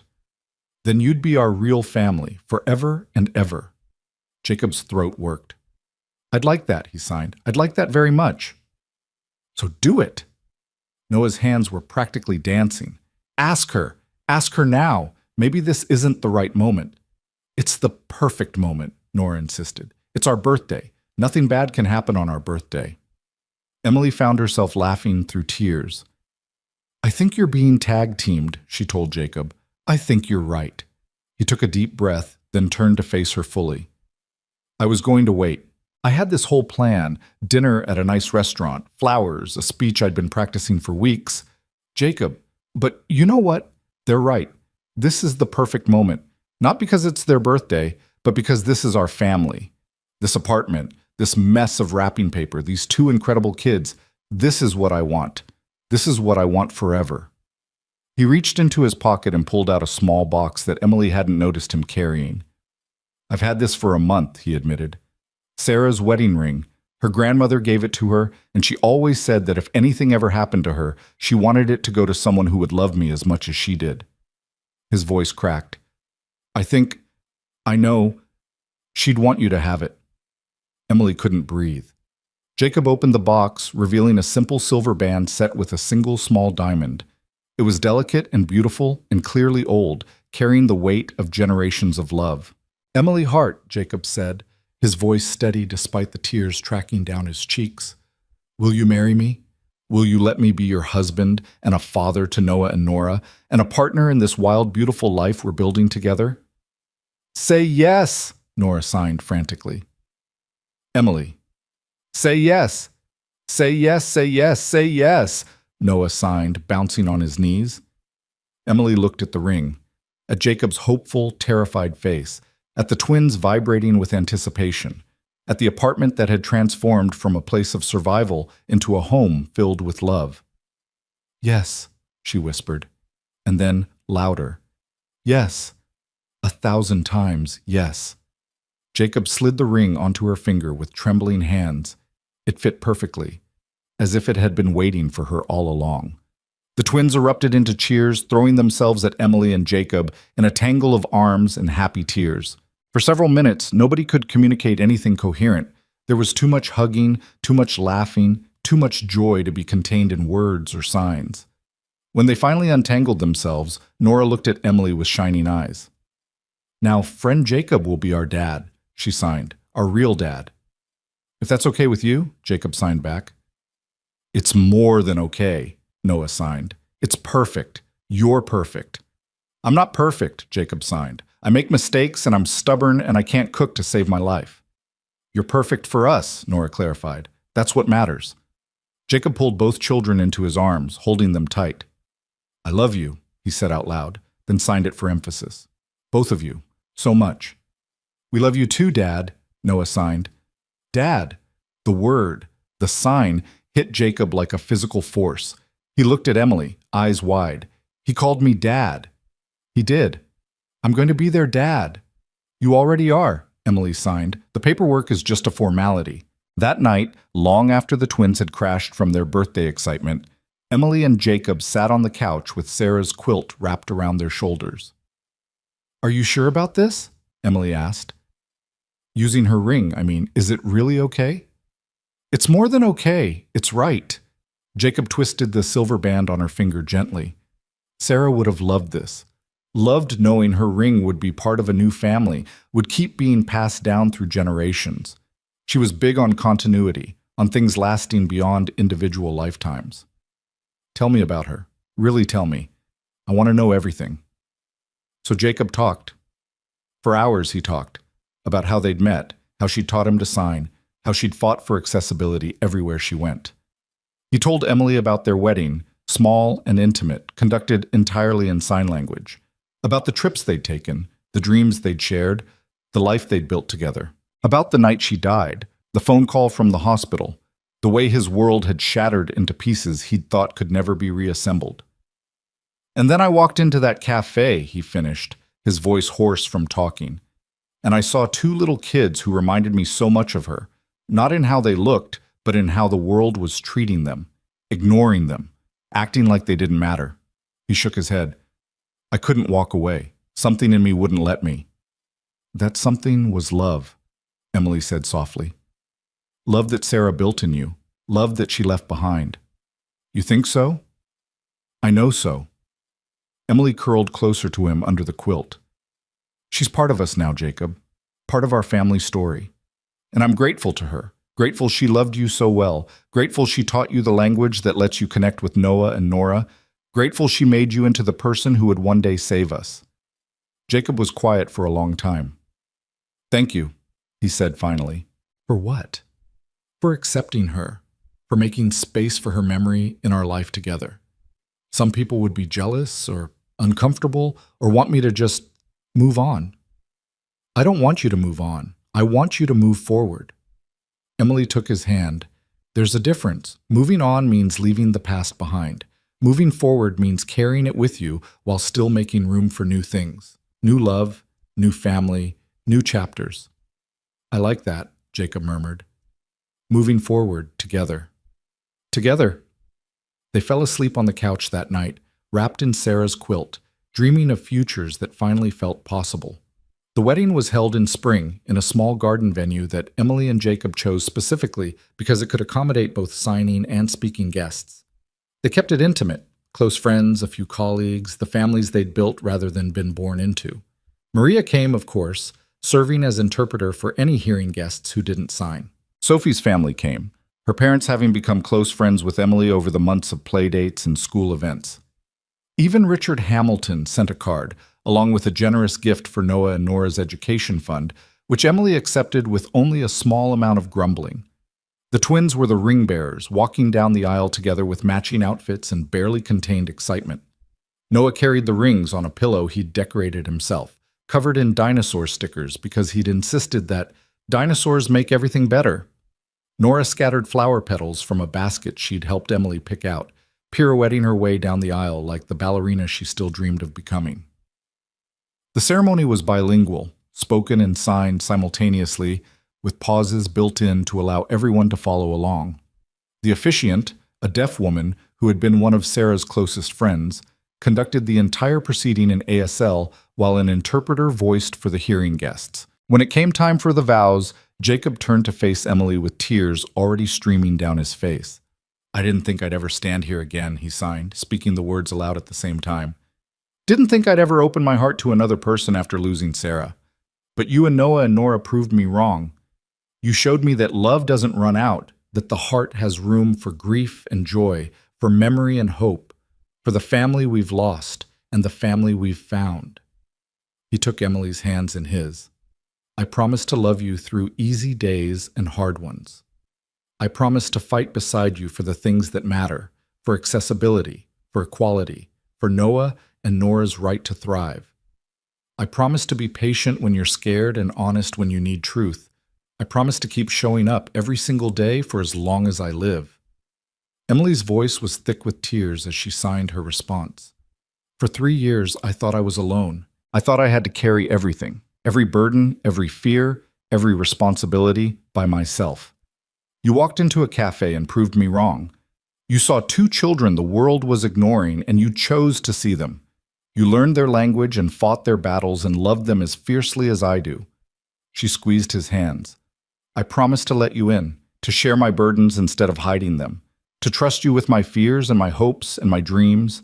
I promised to be your partner in everything, raising Noah and Nora, building a life together, facing whatever challenges come our way. I promised to love you with everything I have, for as long as the stars keep shining. The officiant smiled and signed, "By the power vested in me, I now pronounce you husband and wife. You may kiss." Jacob kissed Emily as the guests erupted into applause, and from the deaf guests, the distinctive gesture of waving hands that signified celebration in ASL. Noah and Nora rushed forward to join the embrace, turning the kiss into a family hug that made everyone laugh and cry at the same time. Afterward, there was dancing and food, and more joy than Emily had felt in one place in her entire life. She watched Jacob spin Nora around the dance floor, both of them laughing at their complete lack of rhythm. She watched Noah shyly ask Sophie to dance, the two children moving through basic steps while Sophie's mother signed instructions from the sideline. She watched Maria teaching a group of hearing guests common ASL phrases, all of them fumbling adorably. And she thought about how far they'd come. A year ago, she'd been drowning, working herself to exhaustion, fighting losing battles, watching her siblings be ignored and dismissed by a world that couldn't be bothered to learn their language. She'd been surviving, not living, holding on by her fingernails, waiting for the next disaster to strike. Now she had a husband, a family, a community that was growing every day, resources to give Noah and Nora opportunities she'd never dreamed possible, a future that stretched out before them, bright with possibility. It hadn't been easy. Nothing about their journey had been easy, but somehow, impossibly, beautifully, they'd made it. Later that night, after the reception ended and the guests went home, the four of them walked along the garden path in the soft evening light. Jacob carried a sleepy Nora on his hip. Emily held Noah's hand. Fireflies blinked in the gathering dusk, tiny lights scattered across the darkness. "Mom?" Emily's heart stopped. She looked down at Noah, who was watching her with an expression of nervous hope. "Can I call you Mom now?" he signed. "Since Jacob is our dad?" Emily knelt down to his level, her wedding dress pooling on the ground. "You can call me whatever feels right to you," she signed carefully. "I've always thought of myself as your sister, but if you want to call me Mom..." "You're the only mom we remember," Noah signed. "Our other mom, our first mom, we were too little when she died. You're the one who takes care of us. You're the one who loves us. You're..." He struggled for the sign, then found it. "You're our mom, our real mom. And I want to call you that." Emily pulled him into a hug so tight she worried she might crush him. "Okay," she whispered into his hair. "Okay. You can call me Mom." "Me too?" Nora signed from Jacob's arms, suddenly wide awake. "You too, Princess. You too." They walked back to the car as a family, Mom, Dad, and two children who had finally found their place in the world. The stars were coming out overhead, scattered across the sky like promises. As Emily buckled Noah into his car seat, he looked up at her with those serious brown eyes. "Mom?" "Yes, sweetheart? I'm glad friend Jacob found us that night." "Me too, buddy.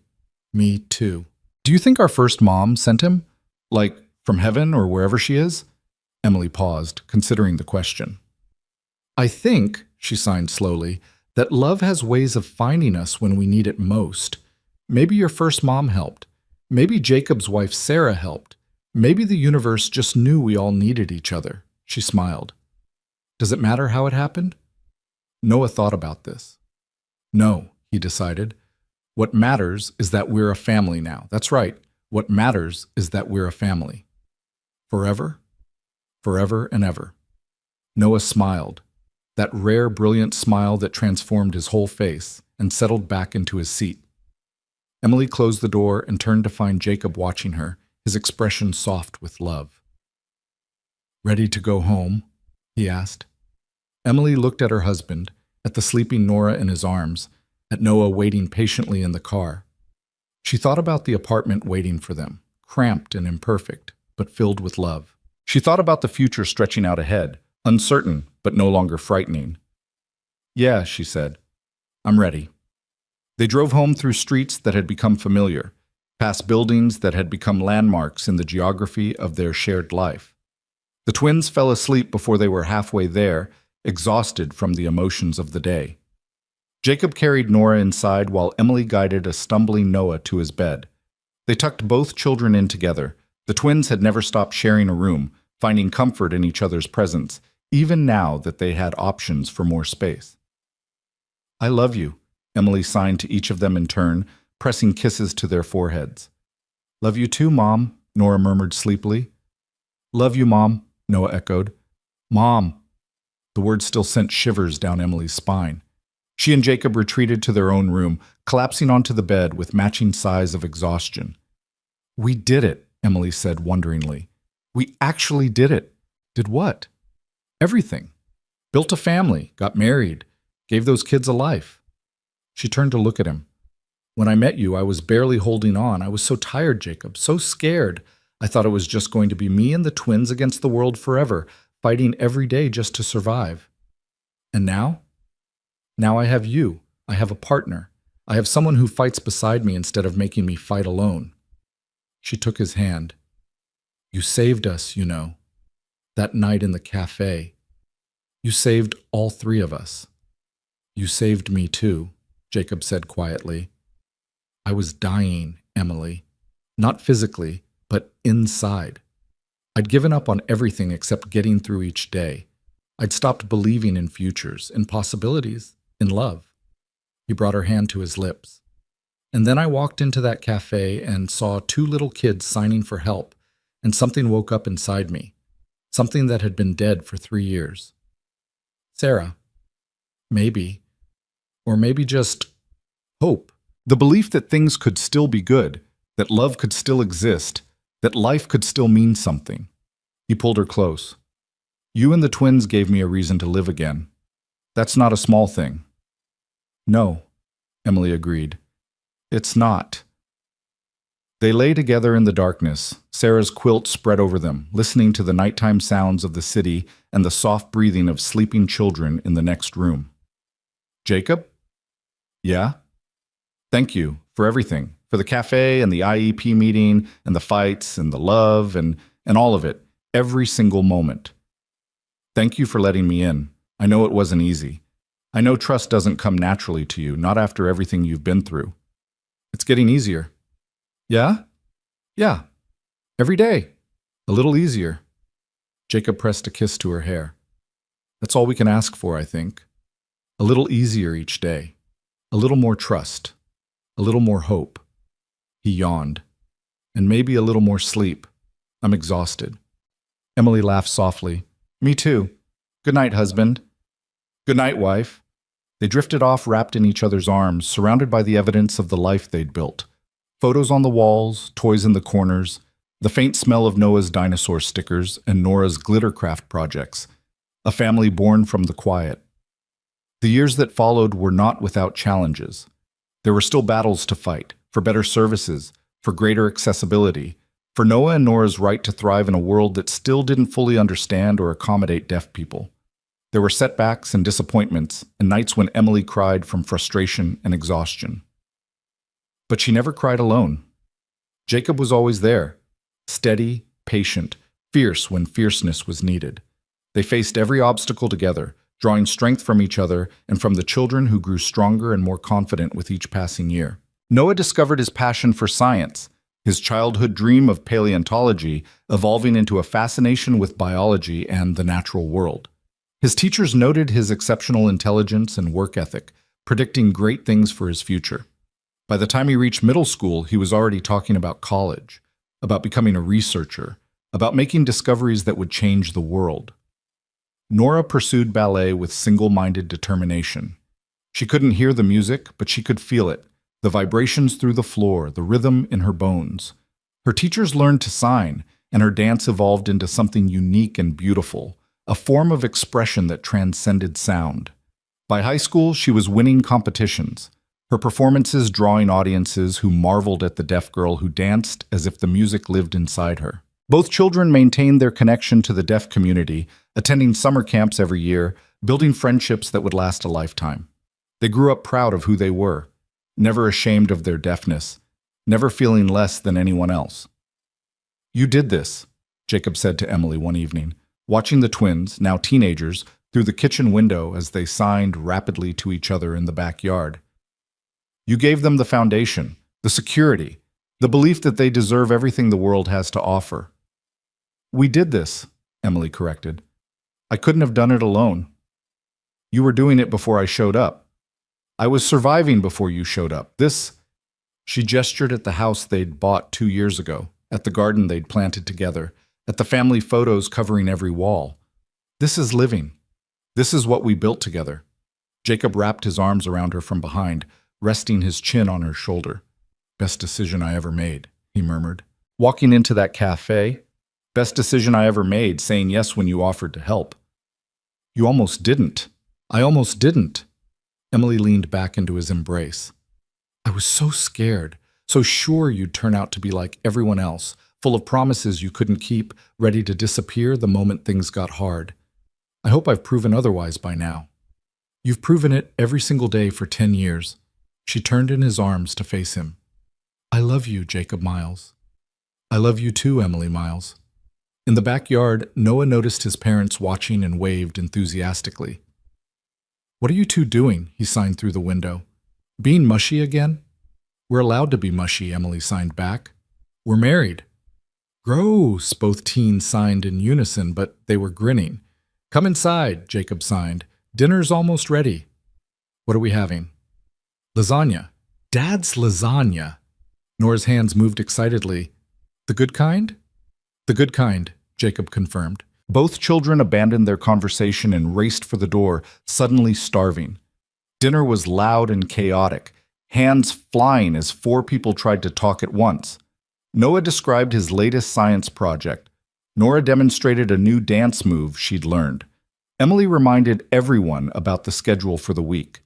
Jacob arbitrated disputes about who got the last piece of garlic bread. It was ordinary, messy, completely unremarkable, and it was everything Emily had ever wanted. After dinner, after the dishes were done and the twins had retreated to their rooms for homework, Emily found herself standing on the back porch, staring up at the stars. Jacob joined her a moment later, wrapping Sarah's quilt around both their shoulders. They'd kept it all these years, using it as a blanket for stargazing and difficult conversations and moments that needed extra comfort. "Penny for your thoughts," Jacob said. "I was thinking about that night, the cafe, how close we came to missing each other." "What do you mean?" "You said you almost walked away, almost told yourself it wasn't your business." Emily shook her head. If you'd just gotten your coffee and found a seat and ignored those 2 scared kids in the corner, everything would be different.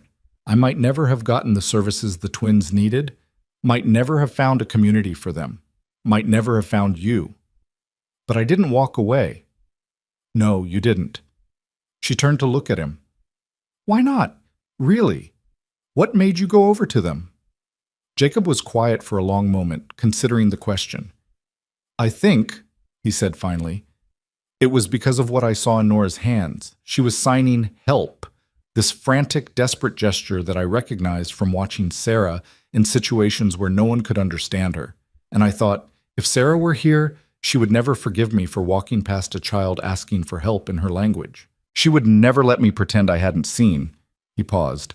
"So I didn't pretend. I saw and I acted, and here we are." "Here we are," Emily echoed. "Do you ever wonder what would have happened if I had walked away?" "Sometimes. But then I remember that you didn't, and that's what matters." She leaned into him. "We can't live in hypotheticals, Jacob. We can only live in what is. And what is pretty wonderful. It really is." They stood together under the stars, wrapped in Sarah's quilt, surrounded by the evidence of the life they'd built. The house, the garden, the sounds of teenage children doing homework inside. "Jacob?" "Yeah?" "Thank you for seeing us, for not walking away, for choosing us every day, For all these years. Thank you for letting me choose you. I know it wasn't easy in the beginning. Nothing worth having is easy. No, Jacob agreed. It isn't. Inside, Nora appeared at the window, signing frantically. Mom, Dad! Noah's being annoying. I am not, Noah signed from somewhere behind her. She started it. Emily sighed, but she was smiling. Some things never change. Would you want them to? She thought about it. The chaos, the noise, the constant negotiation of life with teenagers, the exhaustion and the frustration and the never-ending demands on her time and energy. No, she decided. Not for anything. Jacob kissed her forehead. Then let's go, referee. They went inside together, leaving the stars to wheel overhead, leaving Sarah's quilt folded on the porch chair for next time. The argument between the twins turned out to be about borrowed headphones, easily resolved with a few firm words and a reminder about sharing. Normalcy. Beautiful, chaotic, precious normalcy. Later that night, after the house was quiet and the children were asleep, Emily lay in bed watching Jacob breathe beside her.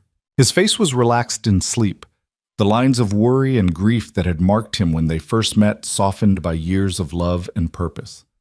She thought about all the paths their lives could have taken, all the ways things could have gone wrong, all the moments that had aligned one after another to bring them to this place. A single father walking into a cafe after a long day, two deaf children signing desperately for help, a young woman drowning under the weight of responsibilities she'd never asked for, three broken hearts finding each other in the quiet. Emily reached out and touched Jacob's face gently, tracing the lines she'd memorized over a decade of marriage.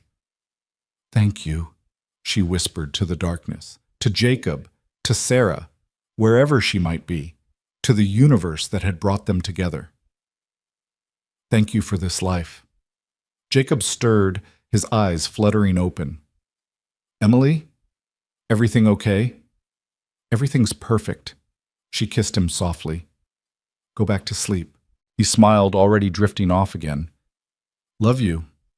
Love you too. Emily settled back against her pillow, Jacob's arm automatically wrapping around her waist. From down the hall, she could hear the faint sounds of Noah's white noise machine and Nora's fan, the little comforts they'd kept from childhood. Her family. Her beautiful, improbable, hard-won family. 10 years ago, she'd been a 19-year-old girl with nothing but determination and love, trying to raise two deaf toddlers in a world that didn't want to understand them. She'd been exhausted, terrified, convinced she was failing. Now she was a mother, a wife, a woman who had fought 1,000 battles and emerged stronger from each one.